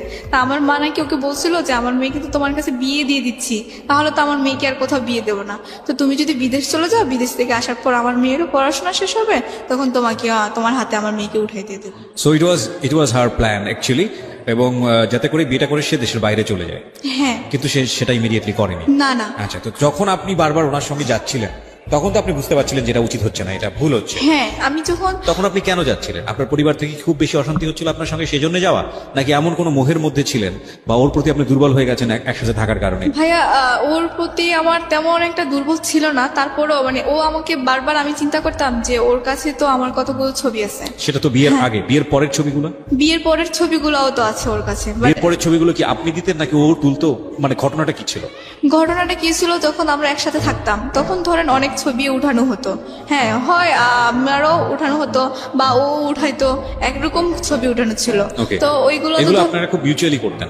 হ্যাঁ, তো আমার তো ফোন ছিল না তখন, ওরই ফোন ছিল, তো ওর ফোনে ধরেন আমাদের দুজনের এগুলো নোট করবেন আপনারা। হ্যাঁ, তারপর ধরেন ওর ফোনে আমার মানে ছিল আর কি, মানে ধরেন আমাদের দুজনের ছবি ছিল। তো ও কি করছে, পরবর্তীতে আমাকে বলতো যে মানে আমি যদি ওর সাথে না যেতে চাইতাম তাহলে আমাকে বলতো যে আমি এই ছবিগুলো, তখন তো তোমার মানে জাস্ট অল্প পিক ছিল, এখন তো তোমার আরো একদম ফুল ছবি আছে, এখন তুমি কি করবা, এখন তো তোমার যাওয়ার কোনো পথ নেই। পরবর্তীতে ও এরকম করলে, তো তার জন্য থার্ড টাইম আমি ওকে মানে লাস্ট সুযোগ দিয়েছিলাম আর কি, মানে দেখি ও কি করে। এবার আমি একটু থামাচ্ছি আপনাকে। প্রথম কথা হচ্ছে যে যেই ছেলেটা কয়েকটা ছবি দিয়ে ব্ল্যাকমেইল করার কারণে আপনি তার ঘর সংসার করতে বাধ্য হচ্ছেন, ইমোশনালি বাধ্য হচ্ছেন, ফিজিক্যালি মেন্টালি যত রকমের টর্চার আছে সবকিছু করার পরেও আপনি বাধ্য হচ্ছেন, এবং সেই মানুষটাই আপনি যখন ওর সঙ্গে চলে যাচ্ছেন ইমোশনালি, তখন আপনি ঘরের মধ্যে গেলে বিভিন্ন রকমের ছবি তুলছেন।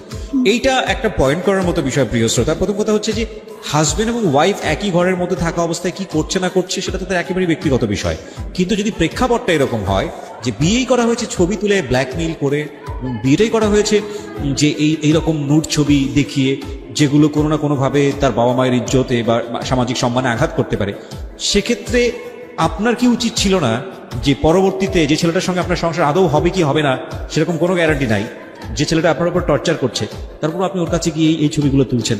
আপনার তো সচেতন হওয়া উচিত ছিল।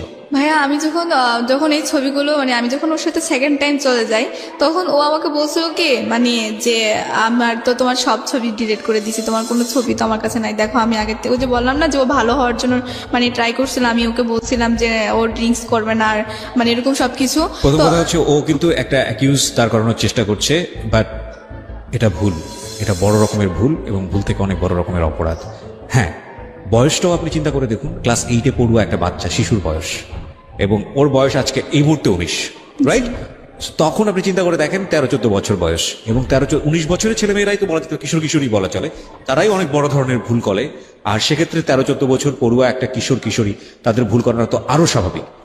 এবং ইমোশনালি ব্ল্যাকমেইল করা, আমি কথাগুলো এই কারণে বলছি যে ইদানিং আমাদের ভার্চুয়াল জগতে এই ছবি যেই পরিমাণ আমরা আদান প্রদান করি, বিশেষ করে পার্সোনাল ছবিগুলো, এগুলো অনেক সময় জীবনে অনেক বড় ধরনের বিপদ ডেকে নিয়ে আসতে পারে। কোনো মানুষ যদি এটা নিয়ে আপনাকে ব্ল্যাকমেইল করতে চায় সামাজিক সম্মানের জায়গাটা থেকে, আমরা অহরহ এই ধরনের ঘটনা চোখে পড়ছে আমাদের, এবং এগুলো এক ধরনের ভাইরাল হয়ে গিয়েছে আমাদের এই প্রবলেমগুলো।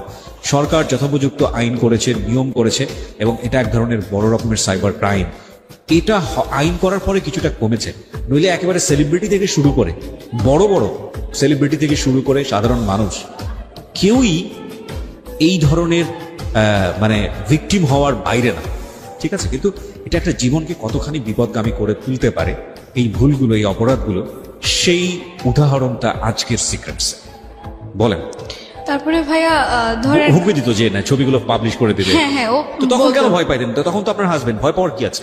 না ও তো বলতো যে আমি এই ছবিগুলো পাবলিশ করে দেবো, আর কি বলতো যে মানে যে বিভিন্ন নাম্বার দিয়ে দে না, হ্যাঁ, তো বলতো যে ও আমার ফ্যামিলির নাম্বার দিয়ে দেবে ছবিগুলোর সাথে? হ্যাঁ, ছবিগুলোর সাথে, যে এই নাম্বারে ফোন দিলে ইমো পাবা, বা এই নাম্বারে ফোন করলে সুন্দর মেয়ে পাবা, তোমার নাম দিয়ে দেবো, তোমার নাম সব পাবা বলতেছে, বা ও বলতেছে যে তোমার ভালো ছবিও দিয়ে দেবো। এবং আপনারা দেখবেন যে ইউটিউবে এরকম অসংখ্য ভিডিও পাওয়া যায় যেখানে একটা মেয়ের ছবি দিয়ে এবং নাম্বার দিয়ে এই ধরনের ঘটনা কিন্তু অসংখ্য আসে, এবং এগুলো এক ধরনের সামাজিক ব্যাধি। যেই আইডি থেকে, যেই ধরনের ইয়ে থেকে এটা আপলোড করা হয়, আমার মনে হয় যে তাদের এগেনস্টে সরকারের ব্যবস্থা নেওয়া উচিত। বলেন, এগুলো পাবেন আপনারা ইউটিউবে গেলে খোঁজ করলেই পাবেন, দেখবেন যে বিভিন্ন মেয়েদের ছবি, এবং এটা ঠিক আসলেই ওনার ছবি কিনা, বা এটা টেম্পার করা হয়েছে কিনা, বা ফটোশপে কাজ করা হয়েছে কিনা, এবং ওইভাবে নাম্বার দিয়ে দেওয়া হয় যে ওনার সঙ্গে যোগাযোগ করেন, বাড়ি অমুকতলা। এটা শুধুমাত্র রিভেঞ্জ নেবার কারণে, প্রতিশোধ নেবার কারণে, জিঘাংসার কারণে যে হুমকিটা ও পেয়েছে। পরবর্তীতে তখন মানে আমি ভাবলাম যে ঠিক আছে, ও যখন আমার কাছে মানে কি বলবো ভাইয়া, ওই সময় ও একদিন আমার পায়ে পর্যন্ত এসে ধরছে যে আমাকে এবার লাস্ট চান্স দাও, আমি মানে ভালো হয়ে যাবো। এটা থার্ড টাইমের পরে? থার্ড টাইমে, মানে যখন লাস্ট বার, তৃতীয়বার। হ্যাঁ, তখন আবার আমি বললাম যে একটা মানুষ আমার পায়ে এসে ধরলো, মানে নিশ্চয়ই সে হয়তো তখন ভুল করেছে, মানুষ মাত্র তো ভুল করে, আর ও এখন নিশ্চয়ই ভালো হয়ে যাবে, ওকে আমি একটা লাস্টে চান্স দিই। কিন্তু এইবার ভাইয়া মানে আমার মামার আমার প্রতি এত খুব হয়েছিল যে মানে আমি 2-1 দিন পর পর না বলে মার কাছে চলে যাই, বা এটা কি হয়তো মামারা বুঝতে পারে নাই, অবশ্যই বুঝতে পারছে, আর মামি তো আছেই ধরেন বাসায়, তো ওরা তো একটু বলবেই। তো পরবর্তীতে মামারা এটা মানে বোঝার বাকি নেই, তারপর মানে কিছু বলে নাই কি তখন আমাকে। তো আমি যখন চলে যাই তখন গিয়ে দেখি মানে সে আগের মতোই, মানে 1-2 দিন ভালো থাকে, তারপর আবার সেই হয়ে যায়। তো তখন আমি ওকে বললাম যে মানে আমার এরকম মানে আমার কি অপরাধ যে আমাকে 2 দিন পর পর এইভাবে আনার পর। তখন ও আমাকে ডাইরেক্ট বলে যে তোর মাকে বল আমাকে বিদেশ পাঠাইতে, আর না হলে তুই এখান থেকে মানে আর জীবিত ফিরে যেতে পারবি না। ওকে, মানে এবার হলো অর্থের দিকে হাত বাড়িয়েছে। জি, এবার ও ডাইরেক্ট বলে ফেলছে। পরে আমি বলছি যে এটা কোন ধরনের কথা, যে আমার মা তোমাকে বিদেশ পাঠাবে, এটা কি কোনো কাগজে কলমে লেখা ছিল না, মানে কোথাও ইয়ে করা চুক্তিবদ্ধ ছিল? পরে ও বলতেছে যে না, তোরকে বিয়ে করাতে আমার কি পাইছি আমি বলতেছি আমার মা তো তোমাকে তোমার গলায় ঝুলাই দেয় না, আমাকে তুমি নিজে ইচ্ছাকৃত ভাবে আমাকে বিয়ে করতে চাইছো। মানে তখন ওর সাথে আমি এক পর্যায়ে তর্ক করতে শুরু করি। পরে তখন তো একটু বুঝি, যেহেতু এসএসসি পরীক্ষা দিছি। পরে ওকে আমি বলতেছি যে আমার মা তো তোমার ইচ্ছে করে গলায় ঝুলাই দেয় না। বিয়ের প্রায় 2 বছর হয়ে গেছে তখন। হ্যাঁ, এই অন এন্ড অফ, কখনো থাকছেন কখনো চলে আসছেন ওখান থেকে। ফার্স্ট টাইম বুঝালেন আপনি কুকুর বাসায় আছেন, সেকেন্ড টাইম আপনি কি বুঝালেন? সেকেন্ড টাইম বুঝালাম মার কাছে চলে গেছি।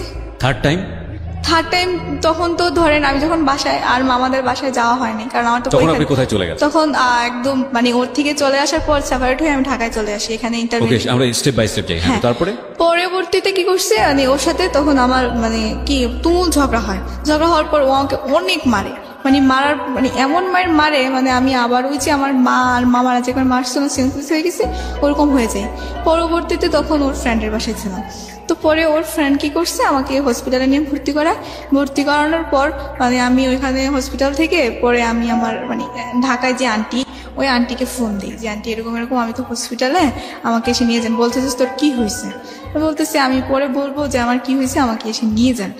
পরে উনি নিয়ে গেছে, নিয়ে যাওয়ার পর আমি বলছি যে এরকম এরকম আসলে আমি তো মানে আমার ফ্রেন্ডের বাসায় গেছিলাম, মানে আন্টিকেও আমি সত্যি কথাটা বলি নাই, কারণ আমার মনে একটাই মানে আমি বুঝি নাই যে আমার মা কি তখন রাগ করে বলছিল না কিসের কারণে বলছে। মানে আমার মাকে আমি যদি ওর কথা বলতে যেতাম তাহলে আমার মা অনেক বকতো। তো বাট এখন তো আমি আমার মাকে আর বলতেও পারবো না, কারণ আমার মা তো একবার নিষেধ করছে যে ওর কাছে আর যাবা না। এখন আমি গেছি, আবার ও আমার মাকে ফোন করে অনেক হুমকি দিছে যে টাকা পয়সা না দিলে আপনার মেয়েকে মেয়ে করবো সেই করবো। তারপরেও যখন আমার মার মানে একটু নরম হয় নাই, আমার মা তো আমার প্রতি অনেক রাগ। এখন আমি কি করব? পরে আন্টির হাতে পায়ে ধরলাম, অনেক কিছু করলাম যে আমি তো এরকম এরকম আমার ফ্রেন্ডের বাসায় মানে আম্মুর সাথে রাগ করে চলে আসছি, এখন কি করবো না। আমি জানি যে আমার মায়ের কথাটা বলবে না আন্টিকেও। পরে বলাতে তারপর বলছে যে ঠিক আছে তুই এসএসসি পরীক্ষা দিচ্ছিস, এখন ঢাকা এখানে ভর্তি হয়ে যা, আর তোর মাকে আমি ম্যানেজ করবো, কোনো সমস্যা নেই। পরবর্তীতে ঢাকায় ভর্তি হয়ে গেলাম। আর ও ঢাকায় ভর্তি হয়ে গেলেন, চাইলেন ভর্তি হয়ে গেলেন, না না ব্যাপারটা এরকম? এসএসসি পরীক্ষার রেজাল্ট দিছে, হ্যাঁ, তারপর? রেজাল্ট দেওয়ার পরে আমি তখন 4.28 পাইছি। Okay. মানে তখন তো পরীক্ষার রেজাল্ট খারাপ হয়েছিল, তো পরীক্ষা খারাপ হওয়াতে কারণ আমি পড়িয়ে নাই মোট কথা, কি পড়বো ভালোভাবে। তো পরে মানে আমার ফিজিক্স কেমিস্ট্রি বায়োলজিতে আমি সায়েন্সের স্টুডেন্ট ছিলাম, মানে ভালোই প্লাস আসছিল, কিন্তু আমার মেয়েতে গিয়ে খুব খারাপ রেজাল্ট হয়েছে একটা। আপনি এসএসসি পরীক্ষার সময় ছিলেন কোথায়? আর নানু বাসায় ছিলাম। নানুর বাসা থেকে পরীক্ষা দিয়েছেন? হ্যাঁ হ্যাঁ। ওকে। পরবর্তীতে কি হয়েছে, এখানে এসে মানে রেজাল্ট পাবলিশ হওয়ার পরে এখানে ভর্তি হলাম ঢাকায়। তো খবর পেলাম কি ও বিদেশ চলে গেছে। আপনি এখানে কোথায় আসলেন? ঢাকায় এসে কোথায় উঠলেন? ঢাকায় এসে মিরপুরে আন্টির বাসায় উঠছি। মানে আন্টি মানে কি ধরনের আন্টি? আন্টি বলতে আমার আপনার আন্টি। আপনার আন্টি তো আপনাকে জায়গা দিল? হ্যাঁ দিছে, মানে আমি ওনাকে বলছিলাম আর কি যে আমি একটা ফ্রেন্ডের মানে ভুল করে আম্মুর সাথে রাগ করে ফ্রেন্ডের বাসায় চলে আসছি। পরে খালামণি হঠাৎ করে মানে আমি খুব অসুস্থ হয়ে পড়ছি, তো আমার ফ্রেন্ড আমাকে এখানে ভর্তি করাইছে। তো ভর্তি করানোর পর তো এখন আন্টি মানে আম্মু আর ফোন করে আবার বলছে, কারণ আম্মু তো সত্যি কথাটা এখন বলতে পারবে না, কারণ মানে আপনার আম্মু সামহাও আপনার আন্টিকে কনভিন্স করেছে এই বিষয়টা জি, নিয়ে? জি। ওকে। পরবর্তীতে করাতে তারপরে কি করছে, এখন আমি ঢাকায় পরে পড়াশোনা করতেছি। পরবর্তীতে শুনতে পারলাম যে মানে ওনাকে আমার মাকে প্রচন্ড চাপ দিচ্ছে, মানে টাকা পয়সা দেওয়ার জন্য। আপনি প্রথম দিকে যেটা বলছিলেন যে আপনার মার সঙ্গে আপনার বাবার সম্পর্ক খারাপ ছিল, হ্যাঁ আপনি সিদ্ধান্ত নিয়ে আপনার মার এগেনিস্টে গিয়ে আপনি বারবার আপনার মায়ের বিয়ে দেওয়া যে হাজবেন্ড হ্যাঁ। তার কাছে গেছেন। মানে ছেলেটার নাম কি ছিল? ছেলেটার নাম মানিক ছিল। মানিকের কাছে আপনি বারবার গেছেন। তো এই গল্পের মাঝখানে আমি কোথাও পেলাম না যে আপনার সমস্যা নিয়ে আপনি নিজে আপনার বাবার কাছে গেছেন। ভাইয়া আমি তো আমার বাবার কাছে যেতে পারি না, কারণ আমার মা আমাকে সম্পূর্ণ নিষেধ করে দিয়েছে। সো আপনার মা তো আপনার ওই ছেলেটার কাছেও যেতে নিষেধ করেছে, তো আপনি সেখানে মান নিষেধ অমান্য করে বারবার গেছেন। কিন্তু ভাই তো বাবার এটাই কাছে আমার জীবনের সবচেয়ে বড় ভুল ছিল। এখন বুঝতেছি যে আমি আমার বাবার কাছে যদি হয়তো যতই বাধা বিপত্তিক্রম করে আমি যেতাম, আমার মনে হয় যে আমি কোনো না কোনো একটা সলিউশন পেতাম বা কোনো সাহায্য পেতাম। তারপরে ভাইয়া মানে আমি তো ধরেন এখন ঢাকায় আছি, ঢাকাতে? মানে হ্যাঁ, আন্টি মাস- ম্যানেজ করলো। পরে আমি শুনলাম যে আমার মাকে নাকি ফোন করে অনেক হুমকি ধমকি দিচ্ছে যে কিছু টাকা দেওয়ার জন্য বিদেশ যাবে। তো পরে আমার মা কি করলো যে পরে বললো কি, আমি বললাম যে মা আমি তো তোমার সন্তান, আমি তো তোমার কাছ থেকে কিছু কোনোদিনও চাই নাই, তো তুমি যদি এখন মানে আমি একটা জিনিসে চাইবো তোমার কাছে যে তুমি ওকে কিছু টাকা দিয়ে বিদেশ পাঠিয়ে দাও, কারণ এই অশান্তি আমারও ভালো লাগতেছে না, ও দেশে থেকে এরকম টর্চার করবে, আমি একটা শান্তি পরিবেশে ঢাকায় থাকি। পরে আমার মা ওকে মানে 1 লক্ষ তা 1.5 লক্ষ টাকার মতো ওকে দেয়। হ্যাঁ, দেওয়ার পর ও বিদেশের কাগজপত্র করে দেশের বাইরে চলে যায়। পরে চলে যাওয়ার পর ওর সাথে আমার আর কোনো যোগাযোগ হয় না, মানে ওর এরকম করে ও ওর বোনের মাধ্যমে আমার খবর নিত যতদিন পর্যন্ত ওর বোনের বিয়ে না হয় আর কি। ওর বিয়ে হয়ে যাওয়ার পর ওর বোনের ওর আমার সাথে কোনো যোগাযোগ নেই, আমার ওর সাথে কোনো যোগাযোগ নেই। ওকে। তো পরবর্তীতে আমি যখন কলেজে পড়তেছি, পড়ার পরে তখন আমি একটা ফোন নিই। ফোন নেওয়ার পরে তখন সবার হাতে ফোন আছে, এখন তো কলেজে সবারই ফোন থাকে। তো আমি একটা ফোন কিনার পর এখন ফেসবুক আইডি একটা মানে আমার এক ফ্রেন্ড খুলে দেয়। পরে ও বলতেছে, তা আমার এক ফ্রেন্ড ছিল সোহেল, তো ও বলছিল কি আমার নাম সোহেল রানা দিয়ে আছে, তুমি ওইটাতে দিলে আমাকে পাবা। তো ওকে আমি ফ্রেন্ড ইউজ পাঠাইতে গিয়ে ওর নিচে একটা ছেলে ছিল মানে সোহেল আরিফ চৌধুরী, আমি ওকে ফ্রেন্ড রিকোয়েস্ট পাঠাই দেওয়ার পর মানে একজনকে পাঠাইতে গিয়ে মিস্টেক আরেকজন হয়ে গেছে। তো পরবর্তীতে ও কি করছে, আমার ফ্রেন্ড রিকোয়েস্ট এক্সপেক্ট করছে, করার পর এখন দেখি কি মানে ও আমাকে হাই পাঠায়। তো পরে আমি বললাম যেটা কি, পরে 2-3 বার হাই পাঠাতে আমি হ্যালো লিখি। ছেলেটার নাম কি ছিল? ছেলেটার রিয়েল নাম হচ্ছে আরিফুল ইসলাম চৌধুরী সোহেল। আরিফুল ইসলাম চৌধুরী সোহেল, হ্যাঁ, হ্যাঁ। ছিল রিয়েল নাম। ওকে। হ্যাঁ, তো পরে ওর সাথে এরকম হাই হ্যালো চ্যাটিং করতে করতে এক পর্যায়ে ও আমাকে বলে যে আপনার ফোন নাম্বারটাকে একটু দেওয়া যাবে। তো আমি বলতেছি যে আপনাকে আমি চিনি না জানি না, ফোন নাম্বার কেন দেবো। তো পরে বলতেছে যে আপনার সাথে একটু কথা বলবো। তো কি হয়েছে ভাইয়া, তো পরে ও আমার ফোন নাম্বারটা নেওয়ার পরে ওই দিন রাতেও আমাকে ফোন দেয়। তো এরকম অনেকক্ষণ রাতে কথাবার্তা হইতো। তো হওয়ার পরে ওকে আমি জিজ্ঞেস করলাম যে আপনাদের দেশের বাড়ি কোথায়। পরে ও বললো যে চিটাগাং রাজধানী। তো পরে ওর পিক দেখেও মোটামুটি মানে ভালোই দেখলাম। তো ওইখান থেকে কথাবার্তা হয় তো ভালোই। তো পরবর্তীতে তারপর ও বললো যে, আমি বললাম যে দেশের বাড়ি কোথায়। তো পরে বললো যে চিটাগাং রাজধানী। তো ওর বাবা ছিল আবার ওইখানকার মেয়র, তো মানে সাবেক মেয়র আর কি। তো উনি মারা গেছে। তো পরে ও কি করছে, ওইখান থেকে মানে ওর সাথে আমার কথাবার্তা এক পর্যায়ে দেখা হওয়ার পরে ও মানে আমার কি বলতেছে যে তোমার ফ্যামিলি মেম্বার কে আছে বা তাদের সাথে কি আমি একটু কথা বলতে পারি। তারপরে বললাম যে আমার ফ্যামিলি মেম্বার তো তেমন মানে ক্লোজলি কেউ নেই, তো আমার নানু আছে আর আমার আন্টি আছে। সেই সময় আপনার হাজবেন্ড সে কি দেশের বাইরে? সে দেশের বাইরে, তার সাথে আমার কোনো যোগাযোগ বা কোনো কোথায় কিছু- চলে গেছে? মানে আপনার হাজবেন্ড দেশের বাইরে যাওয়ার কতদিন পরে? এটা যাওয়ার প্রায় আমার ফার্স্ট ইয়ার শেষ, মানে 1 বছরের মতোই কাছাকাছি হয়ে যাবে। তো ওই সময়টাতে হাজবেন্ডের সঙ্গে আপনার কোনো যোগাযোগ কোনো নেই? যোগাযোগ নেই, কোনো ইয়ে নেই। কেন যোগাযোগ নাই? ও বলছে যে ও আমার মাকে শর্ত দিছিল যে ও যদি দেশের বাইরে চলে যেতে পারে, ওকে টাকা দিলে ও আমার সাথে আর কোনোদিনও যোগাযোগ রাখবে না। যোগাযোগ রাখবে না বলতে কি এটা কি ফর্মালি কাগজে কলমে শেষ হবে নাকি এমনিতে যোগাযোগ অফ করে দিবে? মানে ও বলছে যে মানে কাগজে কলমে শেষ করে দেবে, কিন্তু এটা ও করে নাই। ও কি বলেছিল? মানে ও কাগজে বলেছিল যে মানে কাগজে কলমে হবে। কাগজে কলমেই হবে, মানে ডিভোর্স দিয়ে দিবে। জি। এটাও আপনার ফ্যামিলির শর্ত ছিল? জি আজকে আপনি যে বিষয়টা বলছেন এটা কি আপনার বাবা জানে যে ওর সঙ্গে আপনার বিয়ে হয়েছিল? না, আমার বাবা জানে স্টিল আপনার বাবা জানে না? না। এখন পর্যন্ত জানে না? না। যদি জানে তাহলে আজকের অনুষ্ঠানের মধ্য দিয়ে জানবে, রাইট? জি। ওকে, বলেন তারপর। তারপর হচ্ছে যে মানে ওর 1 বছর পর হ্যাঁ, 1 বছর পর ওর সাথে আমার আস্তে আস্তে হাই হ্যালো শুরু হয়। তো তো হাই এরকম- হ্যালো শুরু হয়। এই 1 বছরের মধ্যে আপনি আপনার মাকে বলেছিলেন যে ওর সঙ্গে যোগাযোগ করে ডিভোর্স পেপারটা নিয়ে আসতে? আমি আমার মাকে একবার জিজ্ঞেস করেছিলাম যে মা, আমাদের তো কোনো ডিভোর্স হয় নাই, তো এখানে তো ধরো যে ও যে কোনো মুহূর্তে এসে দাবি করতে পারে যে ও আমার ওয়াইফ। তখন আমার মা আবার একটা কাজ করছে কি ভাইয়া, মানে আমার যে এসএসসি সার্টিফিকেট আছে না, ওইখানে আমার বয়সটাকে একটু চেঞ্জ করে দিছে। মানে আমার জন্ম সালটাকে চেঞ্জ করে দিছে। চেঞ্জ করেছে কেন? চেঞ্জ করে দিছে হচ্ছে আমার মানে 1 বছর সামনে দিয়ে দিছে। বয়স হ্যাঁ। বাড়িয়ে দিয়েছে? হ্যাঁ, না, কমিয়ে দিছে। কমিয়ে দিয়েছে? মানে যেটা জন্ম নিবন্ধনে ছিল ওটা থেকে 1 বছর কমিয়ে দিয়েছে এই কারণে যাতে মাসটা সহ চেঞ্জ করে দিছে, যাতে আমার মা বলতেছে যাতে মানে ও পরবর্তীতে মানে না বলতে পারে যে মানে এটা আমার মা প্রমাণ করবে যে এটা ফলস ছিল, এটা আমার মার বিয়েটা false ছিল? জি, ফলস ছিল, মানে ওটা কোনো ভ্যালু নেই। তার কারণে আমার মা কি করছে, মন্ত্রণালয় থেকে আবারও সেই সার্টিফিকেট জন্ম নিবন্ধন বা বোর্ডের থেকে আবার সব সার্টিফিকেট আবার নতুন করে করছে। ওকে। মানে যাতে আমার মা বলতেছে যে ও তো সহসায় ডিভোর্স দেবে না, বা ও আরো যদি কোনো কিছু চায়। আপনারা দেননি কেন?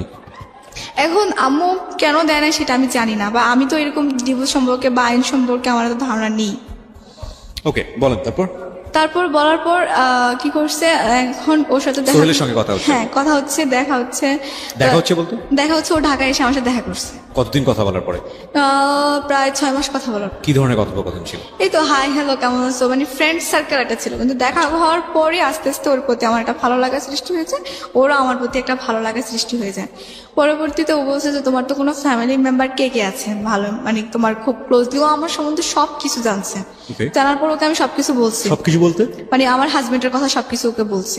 স্টিল ইউ আর ম্যারিড সেটাও বলেছেন? হ্যাঁ, বলছি। Okay. পরে ও বলতেছে এখানে তো তোমার কোনো দোষ নেই, বাট তোমাকে তো জোর করে করানো হয়েছে, আর তোমার তো এই আপনি এত কিছু তাকে বললেন, তার সম্পর্কে কতটুকু জানতেন? ওর সম্পর্কে জানতাম যে ও মানে চিটাগংয়ের ছেলে, ওর বাড়ি রাউজান, বা ওর বাবা সাবেক মেয়র ছিল। আর দ্বিতীয় কথা হচ্ছে যে ও ফ্যামিলির সবচেয়ে ছোট সন্তান, আর ওরা 2 ভাই। আর দ্বিতীয় কথা হচ্ছে যে ও ব্যাংকে চাকরি করে, মানে সরি পাহাড়তলি ব্রাঞ্চে, মানে এতটুকুই জানতাম। আর চিটাগংয়ে ওদের বাসা ছিল, মানে ওদের বাসার কাছে। ওকে, ফাইন। এই 6 মাস কথোপকথনে আপনাদের সম্পর্কটা কি ফ্রেন্ডশিপ পর্যায়ে ছিল? সে অবস্থায় দেখা করতে যাচ্ছেন নাকি সম্পর্কটা অন্যদিকে চলে না, গেছে? পরবর্তীতে ধরেন মানে ও যখন মানে প্রথমে ও যখন ওর সাথে আমি কথা বলতাম, তখন মানে ফ্রেন্ডলি হিসাবে কথা বলতাম, মানে কোনো ভালো লাগা বা ওরকম কিছু ছিল না। আমি ভাবতাম যে মনে হয় যদি ওর সাথে মানে কথা বললে যদি আবার ওই ছেলেটার মতো কোনো কিছু করে, তো পরে ওকে আমি সবকিছু মানে ওর সাথে যখন দেখা করি, আমি ও ঢাকায় এসেছিল দেখা করতে, তো পরে দেখা করার কথা বলাতে তখন ও আসতে আমাকে দেখার পর মানে ওর ভালো লাগে, তো পরে আমারও ওকে একটু হালকা হালকা ভালো লাগতো। তো তারপরে আমি ওকে সবকিছু শেয়ার করি যে আমার লাইফে এই ঘটনা ঘটছে, আমি মেরিড, বাট এই তখন ও বলতেছে যে তো তোমার কোনো দোষ নেই, তুমি তো নির্দোষ, কারণ এটা তোমার মা তোমাকে বিয়ে দিছে, বা ও আমাকে এরকম ভাবে বোঝায়। তো পরে বলছে যে মানুষ তো কতই ভুল করে, তুমি নয়তো মানে একবার ভুল করে চলে গেছো আর কি, ওইটা কিছু না, ওটা কোনো ব্যাপার না, আর ওইগুলো আমি ম্যানেজ করে নিতে পারবো আমার ফ্যামিলিতে, ওগুলো তুমি না বললেই চলবে, আমার ফ্যামিলি এত দেখবে, ওইটা বলছে। পরে বলছে যে তোমার ফ্যামিলি মেম্বার কে আছে ক্লোজ, আমি তার সাথে কথা বলবো। তো পরে আমার নানুর সাথে মানে ও কথা বলে, বা আমার আন্টির সাথেও কথা বলে, ভালোই আমার ফ্যামিলি। তখন কথা বলাতে ও মানে ওকে আমি ও নিয়ে কথা বলতেছে, এরকম আমাদের মানে ভালোবাসাও আস্তে আস্তে মানে চলছে। পরবর্তীতে ধরেন মানে ও আমাকে মানে বলতো আর কি যে তোমার কিছু পিক দাও, তো তখন আমি ওকে আমার পিক দিতাম, তো ও আমার পিক দিত। তো এক পর্যায়ে এটা মানে ও বলতেছে এরকম পিক হবে না, অন্য ধরনের পিক দাও। তখন আমি বলতেছি অন্য ধরনের পিক কি? পরে বলতেছে যে বুঝো না এখনকার রোমান্টিকতা, মানে এখনকার যুগের ডিজিটাল মেয়ে, তুমি কি বুঝো না এগুলা, ওই পিক দাও। আমি বলতেছে ওইসব কিরকম পিক বলো? পরে বলতেছে যে আমি বলতেছি কি বলো এগুলা বলাতে, ও বলতেছে, আমি বলতেছি না আমি ওরকম পিক দিতে পারবো না। তখন সম্পর্কটা কি ভালোবাসার সম্পর্ক? হ্যাঁ, ভালোবাসার সম্পর্ক। পরবর্তীতে ও বলাতে হ্যাঁ ওকে আমি দিছি। তারপরে বলাতে ও এক পর্যায়ে ও আমার সাথে বলতো আর কি যে আজকে দাও না প্লিজ, এরকম এরকম অনেক রিকোয়েস্ট করতো। তো আপনি ছবিগুলো দিতেন? হ্যাঁ, র্যান্ডমই দিতেন। যেই ঘটনা আপনার লাইফে এত বড় একটা বিপদ ডেকে নিয়ে আসলো এবং এটা ছবি কেন্দ্রিক, যেটাতে আপনার কোনো হাত ছিল না, এটা তো বুঝেছিলেন ততদিনে যে এই একটা ছবি দিয়ে, এই ধরনের ছবি দিয়ে সামাজিকতা ক্ষুণ্ণ করার অজুহাতে একটা মেয়ের ফিউচার ধ্বংস করে দেওয়া যায়। জি ভাইয়া। শুধু একটা মেয়ে না, যে কোনো একটা মানুষকে সামাজিকভাবে অনেক বড় রকম ভাবে হেয় করা যায়। তারপরেও এইরকম একটা জিনিস জেনে শুনেও আপনি কেন এই ধরনের ছবি ওকে দিলেন? ভাইয়া তখন আমি ভাবতাম যে হয়তো ওই ছেলেটা আমার সাথে ফলস করছে, আর ওর কথাবার্তা শুনে আমার মনে হতো যে ওকে আমি ভালোবাসি, ও আমাকে বিয়ে করবে, ও আমাকে ঠকাবে না। এক্স্যাক্টলি এই জায়গাটাই আমরা সবসময় ভুলটা করি, যে ভুলটা কিন্তু ওর জীবনেও ছিল। যে ছেলেটা গায়ে হাত তুলছে, যে ছেলেটার সঙ্গে এত বড় সম্পর্ক, এত বাজে সম্পর্ক, সেই ছেলেটার কাছে ও আবার ফিরে যাচ্ছে বিকজ অফ ইমোশন, এবং একই ইমোশনের কারণে পরবর্তী আরেকটা সম্পর্কে জড়িয়ে সে একই ভুলটা করছে। এবং এই ভুলগুলো একটু একটু করে এটা একটা ভয়াবহ অপরাধ। একটা কথাই আছে, একবার ভুল ভুল, দুইবার ভুল ভুল, কিন্তু তিনবারের ভুল কিন্তু কোনো ভুল না, সেটা অপরাধ। এবং ওর জীবনে এটা 4বার 5বারের জায়গায় পৌঁছে গেছে, সেটা অপরাধ না, মহা অপরাধ। বলেন। তারপরে এরকম ছবি আদান প্রদান করা হতো। হওয়ার পরে তো ও আমাদের বাসায় একবার আসলে তখন আমার নানু ওকে বলতেছে যে দেখো সোহেল, সম্পর্ক তো অনেকদিন হলো, এবার বিয়ে শাদীর কথা কিছু ভাবো। ওর নানা তো খুব অসুস্থ, বাট বলতেছে ওকে একটা বিয়ে দিয়ে নাত জামাই দেখে তারপরে মরলে ওনার শান্তি লাগবে। পরে ও বলতেছে এখন কেমন যেন একটা হয়ে গেছিল। তো হয়ে যাওয়ার পর আমি বলতেছি কি ব্যাপার, তোমার ভিতরে কোনো টেনশন কাজ করতেছে? তো পরে বলতেছে যে না টেনশন না, তারপরে কোনো সমস্যা নেই, একটু কথাটা ঘুরাই ফেলছে। পরে ও যখন চিটকে গেছে তাই বললাম কি ব্যাপার, তোমার মায়ের সাথে তো আমাকে কথা বলালো না, বা আমি তো জানি না, বা কিছু একটা বলো। তো পরে ও কি করছে ভাইয়া, ও আস্তে আস্তে আমার থেকে দূরে সরে যাচ্ছে। তো আমার এই পাশের বাসায় আমার একটা ফ্রেন্ড থাকতো, ও কি করছে, ওর আইডিটা আমার ছবিতে লাইক দেওয়া ছিল। তো পরে কি করছে, ও আমার ওই লাইক থেকে ওর আইডিটা নিছে, নেওয়াতে তারপর ওর সাথে ফ্রেন্ডশিপ করাতে যেই ছেলে কি বলতাম, যারা আমি এত ভালোবাসলাম, সে ঢাকায় ওর সাথে দেখা করতে এসে একসাথে এমনও কিছু ক্লোজ ছবি আমাকে দিছে, যেগুলো দেখার পর আমার নিজেকে আমি আর কোনো কন্ট্রোলই করতে পারতেছি না। বিষয়টা কি হয়েছে আমাকে আরেকবার একটু বলেন, I am not clear actually. আমার ফ্রেন্ডের পাশের বাসার আমার যে ফ্রেন্ড ছিল, ওর আইডিটা ও আমার ফেসবুক থেকে নিছে। নেওয়ার পর ওর আইডি, কার আইডি কে নিয়েছে? সোহেল আমার ফ্রেন্ডের আইডি নিয়েছে। আচ্ছা, ফেসবুক থেকে নিয়েছে। নেওয়ার পর ওর সাথে সম্পর্ক করছে, আবার করার পর সেটা আমি জানতাম না। সম্পর্ক কি একদম ফ্রেন্ডশিপ? না, ভালোবাসার সম্পর্ক করে ফেলছে। আমার ফ্রেন্ড কিন্তু জানতো। আপনার ফ্রেন্ড কি জানতো না আপনার সম্পর্কে? জি, সে জানার পরও ওই সম্পর্কে? হ্যাঁ, ও আমার সম্পর্কে জানতো, যে ওর সাথে আমার রিলেশন ছে, বা ও যে আমাদের বাসায় আসতো সেটাও ও দেখছে। বা ও অনেক দুষ্টামি করতো যে ভাইয়া কেমন আছেন, বা আপনাদের বিয়ের পর কিন্তু আমি চিটংয়ে যাবো, বা আপনার মতো এরকম হ্যান্ডসাম ছেলে আমাকে একটা খুঁজে দিবেন, এরকম দুষ্টামি করতো। পরবর্তীতে কি হয়েছে, আমি যে ওই ছবিগুলো দেখেছি আমি নিজে বিশ্বাস করবো। পেলো কিভাবে ছবিগুলো ও আমাকে দিছে। আপনার ফ্রেন্ড আপনাকে দিয়েছে? হ্যাঁ, ফ্রেন্ড আপনাকে দিয়েছে। এবং ফ্রেন্ড পেয়েছে কোথা থেকে? ফ্রেন্ডের সাথে একসাথে ওরা দুজন। সোহেল দিয়েছে আপনার ফ্রেন্ডকে? না, আমার ফ্রেন্ডের সাথে সোহেল ক্লোজলি ভাবে ছবি উঠাইছে। আপনার ফ্রেন্ডের সঙ্গে সোহেল ক্লোজলি কিছু ছবি তুলেছে, সেটা আপনার ফ্রেন্ড আপনাকে দিয়েছে। কেন দিয়েছে? আমাকে দেখানোর জন্য। ও বলতেছে যে সোহেল আর তোমার নাই, তুমি এখন সোহেলকে ভুলে যাও। এটা কবে ঘটেছে? এটা ঘটেছে সম্পর্ক কতদিন পরে? সম্পর্ক প্রায় 1.5 বছর পরে। আমার সামনে ইন্টারমিডিয়েট পরীক্ষা ছিল তখন। আচ্ছা, তো এই যে ঘটনাটা আপনার সামনে ঘটলো, এটা কি হঠাৎ করে ঘটে গেছে, নাকি আপনি কোনো চেঞ্জ টের পাচ্ছিলেন? হ্যাঁ, চেঞ্জ টের পাচ্ছিলাম। সেটা হচ্ছে যে সে আমাকে ফোন করলে তেমন আগের মতো কথা বলতো না, একটা অ্যাভয়েড করে চলতো। ওর জায়গা থেকে কি ছিল, সম্পর্কটা ভেঙে ফেলবে এরকম কোনো ব্যাপার ছিল? হ্যাঁ, ওর সম্পর্ক ছিল যে ওরা তো চিটংয়ের ছেলে, ওদের একটা নিয়ম হচ্ছে যে চিটংয়ের মেয়েকে বিয়ে করতে হবে। হ্যাঁ, মেয়েকে বিয়ে করতে হবে, এবং আর এখানকার অন্য জেলার মেয়েরা ওরা অ্যাভয়েড করে না। তো আর এই জন্য আর ও হচ্ছে যে ও চাচ্ছে যে ওর মা যেটা বলে ও সেটাই করবে। হ্যাঁ, তো আমি বলছি যে তোমার মায়ের সাথে তো আমি একবার এই কথাটাও বলছিলাম যে আমি কথা বলি আন্টির সাথে, যদি আন্টির আমার ভালো না লাগে তাহলে আর কোনো দরকার নেই। তো পরে ও বলছে যে না, প্রথমে আমাকে বুঝাইতো যে আমার মার ভালো লাগবে এসে। তো পরবর্তীতে ও আমাকে এত ভাবে হার্ট করছে, ছবিগুলো তো দিছে। আবার ও আমাকে বলছে কি যে তুমি তোমার আগের হাজবেন্ড আছে বা ওর সাথে তুমি চলে যেতে পারছো, এরকম করতে পারছো, তুমি যে আমার বিয়ের পর আরেকটা ছেলে মানে তোমার হাজবেন্ডকে রেখে তুমি আমার সাথে রিলেশন করছো, এখন যে তুমি আরেকটা ছেলের সাথে চলে যেতে পারবে না তার তো কোনো গ্যারান্টি নেই, তাহলে আমি কি করে তোমাকে বিলিভ করবো? এটা আপনাকে সে বললো? হ্যাঁ। ফাইন, তারপর? তারপরে ভাইয়া ওই দিন মানে আমি কি যে বলবো, মানে আমার এত পরিমাণ কান্না লাগছিল, মানে আমার মায়ের যে কষ্টটা ওইটাও মনে হয় যে ওর থেকে আরো দ্বিগুণ কষ্ট আমার বেশি লাগছিল। আপনি যখন ইন্টারমিডিয়েটে পড়ছেন ওই সময়কার ঘটনা এটা, জি। আপনি যথেষ্ট ম্যাচিউর, আপনি একটা ছেলের সঙ্গে বিয়ের সম্পর্কে জড়ানোর কথা চিন্তা করছেন এবং আপনার এক্সিস্টিং লাইফে হাজবেন্ড থাকার পরেও আমি বুঝতে পারছি যে তাকে আপনি মন থেকে কখনো হাজবেন্ড মনে করেন। এটা একটা মাঝে মাঝে যে কয়েকদিন গিয়েছেন সেটা ইমোশনাল ব্যাপার ছিল, কিন্তু এটা তো অবশ্যই লিগেলি একটা সম্পর্ক ছিল। তো সেই লিগ্যাল সম্পর্কটা আপনি তো চেষ্টা করলে কারো কাছ থেকে জেনে বা ইভেন যে যার সঙ্গে আপনি সম্পর্কে জড়াচ্ছেন তার কাছ থেকে জেনে হলেও আপনি ডিভোর্সটা দিতে পারতেন, দিয়ে আপনি সম্পর্কে জড়াতে পারতেন। আপনি তো সেটা করেননি, কেন করেননি? ভাই করিনি। আমি আম্মুর কাছে বলাতে মানে আম্মু বলতো যে হ্যাঁ আমি তো ওইরকম করে ফেলছি, ওর তো কাছে তো কোনো প্রমাণ নেই, ওর তুমি ডিভোর্স দিয়ে বা কি করো? ডিভোর্স এটা কি দিলে আপনি সেকেন্ড রিলেশনশিপে যার সঙ্গে জড়াচ্ছেন সোহেল, সে কি এটা জানতো? হ্যাঁ জানতো। জানার পরে তার কাছ থেকে প্রতিক্রিয়া কি ছিল? তার কাছে প্রতিক্রিয়াতে ওই তো বললাম, সে বললো যে এগুলো কোনো কিছুই না, এগুলো আপনি লিগেলি তার ওয়াইফ, তো আপনাকে নিয়ে যদি সে সংসারের কথা চিন্তা করে সেটা তো পারবেই না সে।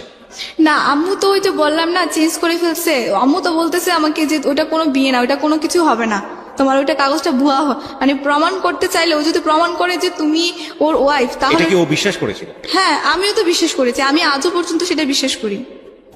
বোকার স্বর্গ মানে শুনেছি এতদিন, বোকার স্বর্গটা আজকে আমার মনে হচ্ছে যে দ্য স্টেজ অফ রিয়েলিটিতে এসে বসেছে বোকার স্বর্গ। ওকে বলেন তারপর। তারপরে ধরেন মানে ওর সাথে আমি একটা মানুষের জন্য ট্র্যাপ হয়ে ফেলতে চাচ্ছি একটা মানুষকে, কিন্তু আনফর্চুনেটলি আমি নিজে ট্র্যাপের মধ্যে ঢুকে বসে আছি, যেটা ওর মার কথা শুনে আমার কাছে মনে হচ্ছে যে সামহাও ও এই ঘটনার থেকে বাঁচানোর জন্য ওনার মেয়েকে সেভ করার জন্য বিভিন্ন রকমের ফন্দি ফিকির করতেছে, কিন্তু সেই ফন্দি ফিকিরে সে নিজেই আটকে বসে আছে। It's very interesting. এবং এই ছেলেটার যে ফায়দাটা ছিল, ওনার যে হাজব্যান্ড মানে লিগেলি যে হাজব্যান্ড, সে কিন্তু তার ফায়দাটা ঠিকই লুটেছে এবং সে কিন্তু ঠিকই দেশের বাইরে গিয়ে বসে আছে পয়সা টয়সা সবকিছু নিয়ে, ব্ল্যাকমেইল করছে যথেষ্ট রকম ভাবে, এবং সে যথেষ্ট গেইনার বলা যেতে পারে তার জায়গাটাতে। তারপরে ধরেন মানে আর সোহেলের সাথে আর কথা বলা অফ হয়ে গেছে, তো আমি ইন্টারমিডিয়েট পরীক্ষা দিলাম। আপনার ফ্রেন্ডটাকে আপনি কি বললেন? যে আমার friend আপনার- ফ্রেন্ডটাকে ওকে আমি আর কিছু বলিনি, কারণ এটা তো ওর দোষ ছিল না। একটা ছেলে যদি একটা মেয়েকে যদি ধরেন প্রশ্রয় নেয় দেয় তাহলে তো মেয়েটা কিছু করতে পারে, আর মেয়েদের মন এমনিতেও নরম, মানে একটু ভুলালে ওদেরকে ভুলানো যায়। তার মানে আপনি বলতে চাচ্ছেন যে আপনার বান্ধবীকে সেই কনভিন্স করে, ছেলেটাই কনভিন্স করে? হ্যাঁ কারণ ও তো ফ্রেন্ড রিকোয়েস্ট পাঠাইছে, আমার বান্ধবী আমাকে দেখাইছে। পরে যখন মানে আমি ওকে মানে বললাম যে তুই আমার সাথে এরকম কেন করলি, পরে ও আমাকে দেখাইছে যে আমি ফ্রেন্ড রিকোয়েস্ট পাঠাইনি। ওরা কি কন্টিনিউ করেছে পরবর্তীতে রিলেশনশিপটা? না ওরা ব্রেকআপ করে দিয়েছে, তো কারণ ওর তো ছিল যে ওর সাথে রিলেশন করলে ওই ছবিগুলো আমাকে দেখাইলে তো পরে আমার আর আমার ফ্রেন্ডের ভিতরে দ্বন্দ্ব লেগে ও মাঝখান থেকে সরে যায়। মানে ছেলেটা মাঝখান থেকে সরে যায়? জি। ওকে তারপর? তারপর কি হয়েছে মানে এটা নিয়ে ধরেন আমার ইন্টারমিডিয়েট পরীক্ষার পর তো এখন আমার তো ধরেন কি বলবো, আর আমার তো আর বলার মতো কোনো ভাষাই ছিল না। আমার বলতে গেলে আমি কোনো ছেলেদেরকে দেখলে আমার ওই ছেলের কথা মনে হয়ে যেত, মানে রাস্তা বড়া চিট বা এরকম কিছু মনে হতো। তো পরবর্তীতে ধরেন ভাইয়া মানে আমি নিজে নিজে একটা প্রতিজ্ঞা নিলাম যে আমার লাইফে যেহেতু এত কিছু ঘটনা ঘটেছে, হ্যাঁ, সো আমি আমার মানে নিজকে এবার প্রতিষ্ঠিত করবই করব। তো প্রতিষ্ঠিত করতে গেলে তখন আর আমার ইন্টারমিডিয়েটের রেজাল্টও ছিল পাস আসছিল, ভালোই রেজাল্ট হয়েছিল। তো এখন এসএসসিতে তো আমার একটু পয়েন্ট নিচে নেমে গেছে, যে 4 পয়েন্ট চলে আসছে, এই কারণে তো আমি ধরেন সরকারি মেডিকেলে চান্স পাওয়াটা খুবই কষ্টকর হয়ে যাবে। তো আমি খুবই মানে চেষ্টা করেছি, মানে আমার খুব ইচ্ছে ছিল যে আমি একটু সরকারি মেডিকেলে পড়াশোনা করব। তো মানে আমি খুবই পড়াশোনা করতেছি, মানে আমার আর আদার্স কোনো টেনশন নেই। মানে এখন আমার মূল হচ্ছে যে আমার বাবা মাকে আমি একত্রে করে দেব, আর আমি মেয়ে হয়ে আর আমি একজন ডাক্তার হয়ে এবং মানুষের সেবায় নিয়োজিত করবো, আর কখনো কোনো ছেলের লাইফে বা কারোর সাথে জড়াবো না, এরকম একটা দ্বিধা মানে মনে প্রতিজ্ঞা আসছিল আর কি। পরে আসার পর আমি চিটংয়ে গেলাম। চিটংয়ে যাওয়ার পরে ওইখানে মানে আমার ফ্রেন্ড সার্কেলদের সাথে সাগরের পানিতে আমার ফোনটা নষ্ট হয়ে যায়। সো আমি যেটা বুঝি যে আপনি এখন প্রাইভেট একটা মেডিকেলে পড়াশোনা করছেন এবং আপনার খরচটা আপনার মাই দিচ্ছে, নাকি আপনি নিজের খরচ জোগাড় করেন? আমি একটা কোম্পানিতে চাকরি করি ছোটখাটো করে আপনি আপনার পড়াশোনা চালাচ্ছেন। তো ফাইনালি আমরা কি পেলাম, লাইক আপনি এই যে এত বড় ধরনের একটা প্রবলেম ফেস করলেন, বা আপনার যে ছবিগুলো, আমি যতদূর জানি যে এই ছবিগুলো এখন শুধু আপনার হাজব্যান্ডের কাছে না, আপনি আমাকে অনুষ্ঠান শুরুর আগে বলছিলেন তার ফ্যামিলি মেম্বারদের কাছে ছবিগুলো আছে, এবং এগুলো খুব রিস্কি টাইপের ছবি, এবং সেটা সম্ভবত তার ফ্যামিলি মেম্বাররা তার কাছে রেখেছে, এবং যে কোনো মুহূর্তে এগুলো দিয়ে তারা আপনাকে ব্ল্যাকমেইল করতে পারে। সো আপনি যদি আপনার জায়গা থেকে ডিভোর্সও দেন, সেটাও একটা বিপদগামী সম্পর্কের দিকে যেতে পারে। এবং আপনি যদি এটাও প্রমাণ করার চেষ্টা করেন যে না, বিয়েটা একটা হয়ও নাই, তাহলেও সে রিভেঞ্জ নিতে পারে। এবং সে যেহেতু দেশের বাইরে আছে, সুতরাং আইনের জায়গা থেকে তাকে বলা যেতে পারে সে হয়তো এক ধরনের সুযোগও নিতে পারে। তো কি বলার আছে আপনার এই ছবি আদান প্রদান নিয়ে, এই ভার্চুয়াল জগতে এইভাবে ছবি আদান প্রদান, ইভেন হাজব্যান্ড ওয়াইফ হওয়ার পরও এই ধরনের ছবি তোলা মোবাইলে রাখা, সে মোবাইলটা তো চিন্তাই হয়ে যেতে পারে, চুরিও হয়ে যেতে পারে। কি বলার আছে? আপনি তো নিজেই একটা আগ্নেয়গিরির মধ্যে আছেন এখন, সবকিছু বলতে গেলে সামাজিকতা জায়গাটা থেকে। হ্যাঁ, আমি যদি মানে বলতে চাই আর কি, যে আমার মতো ভুল যেন এই পৃথিবীতে আর কেউ না করে, মানে এই ছবি লেনদেন যেন অন্তত আর না করে। মানে সে তোমার যতই বয়ফ্রেন্ড হোক না কেন, কারণ যদি বয়ফ্রেন্ডই যদি তোমাকে সত্যিই ভালোবাসে, তাহলে কখনো তোমার দেহ যাবে না বা তোমার এরকম নেগেটিভ ছবি যাবে না, আর তোমাকে মন থেকে ভালোবাসবে। আর যারা মন থেকে ভালোবাসে তারা কখনো দেহ চায় না। সো আপনি যেটা বলতে চাচ্ছেন যে এই ধরনের ছবি আদান প্রদান করা থেকে একেবারে বিরত থাকা উচিত। ইভেন আমি বলতে চাই যে if it is with husband and wife, যদি হাজব্যান্ড ওয়াইফের মধ্যেও ব্যাপার হয়, তাহলেও আমি বলবো যে please do not do this. Cause আপনি জানেন না যে সেলফোনে আপনি করছেন এটা, সেই সেলফোনটা কোনো এক সময় হয়তো বা হারিয়ে যেতে পারে, বা আপনি যেই ওয়েবসাইটের মাধ্যমে এটা করছেন সেটা হয়তো বা ইনসিকিউর হতে পারে। সুতরাং মান সম্মানের দিক থেকে, যে কোনো জায়গার দিক থেকে এটা খুবই খুবই ইনসিকিউর। এবং আপনি চিন্তা করে দেখুন, আপনারা হয়তো নতুন বিয়ে করেছেন বা এরকম একটা সময় হয়তো শখ হলো স্মৃতি হিসেবে রাখার জন্য, এবং এটা হয়তো আপনি ভুলেই গেছেন কোথায় রেখেছেন। ভবিষ্যতে হয়তো আপনার সন্তান বড় হয়ে তাদের চোখে পড়লো। সো কতটা দুর্ঘটনাজনিত হতে পারে। একটা ছোট গল্প বলে শেষ করতে চাই। আমরা এমন একটা যুগে বসবাস করি যেখানে কমিউনিকেশনটা খুব ইজি। আমি অনেকদিন আগে ফেসবুকে এরকম একটা ভিডিও দেখেছিলাম যে মেয়ে আলটিমেটলি কোনো একটা খুব খুব সেন্সিটিভ একটা ছবি তার বয়ফ্রেন্ডকে পাঠাতে গিয়ে সে আলটিমেটলি হোয়াটসঅ্যাপের কোনো একটা গ্রুপে ছবিটা আপলোড করেছে, এবং ভুল করে সে আলটিমেটলি ওই গ্রুপের মধ্যে তার প্যারেন্টসরা ছিল। এবং শুধু প্যারেন্টস না, ওই যে গ্রুপটা ছিল সেই গ্রুপসে প্যারেন্টসদের যারা আলটিমেটলি বস, অফিসের বস, তারাও অ্যাডেড ছিল।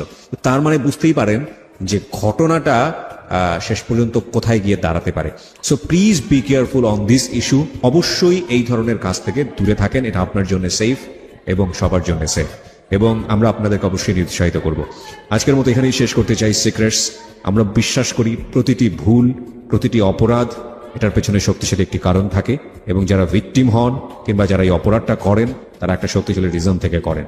সেই জায়গাটি থেকে আমরা আমাদের অনুষ্ঠানটিকে রিফ্লেক্ট করতে চাই এই অর্থে যে এই ভুলটা বা এই অপরাধটা যেন আর কেউ কখনো না করে।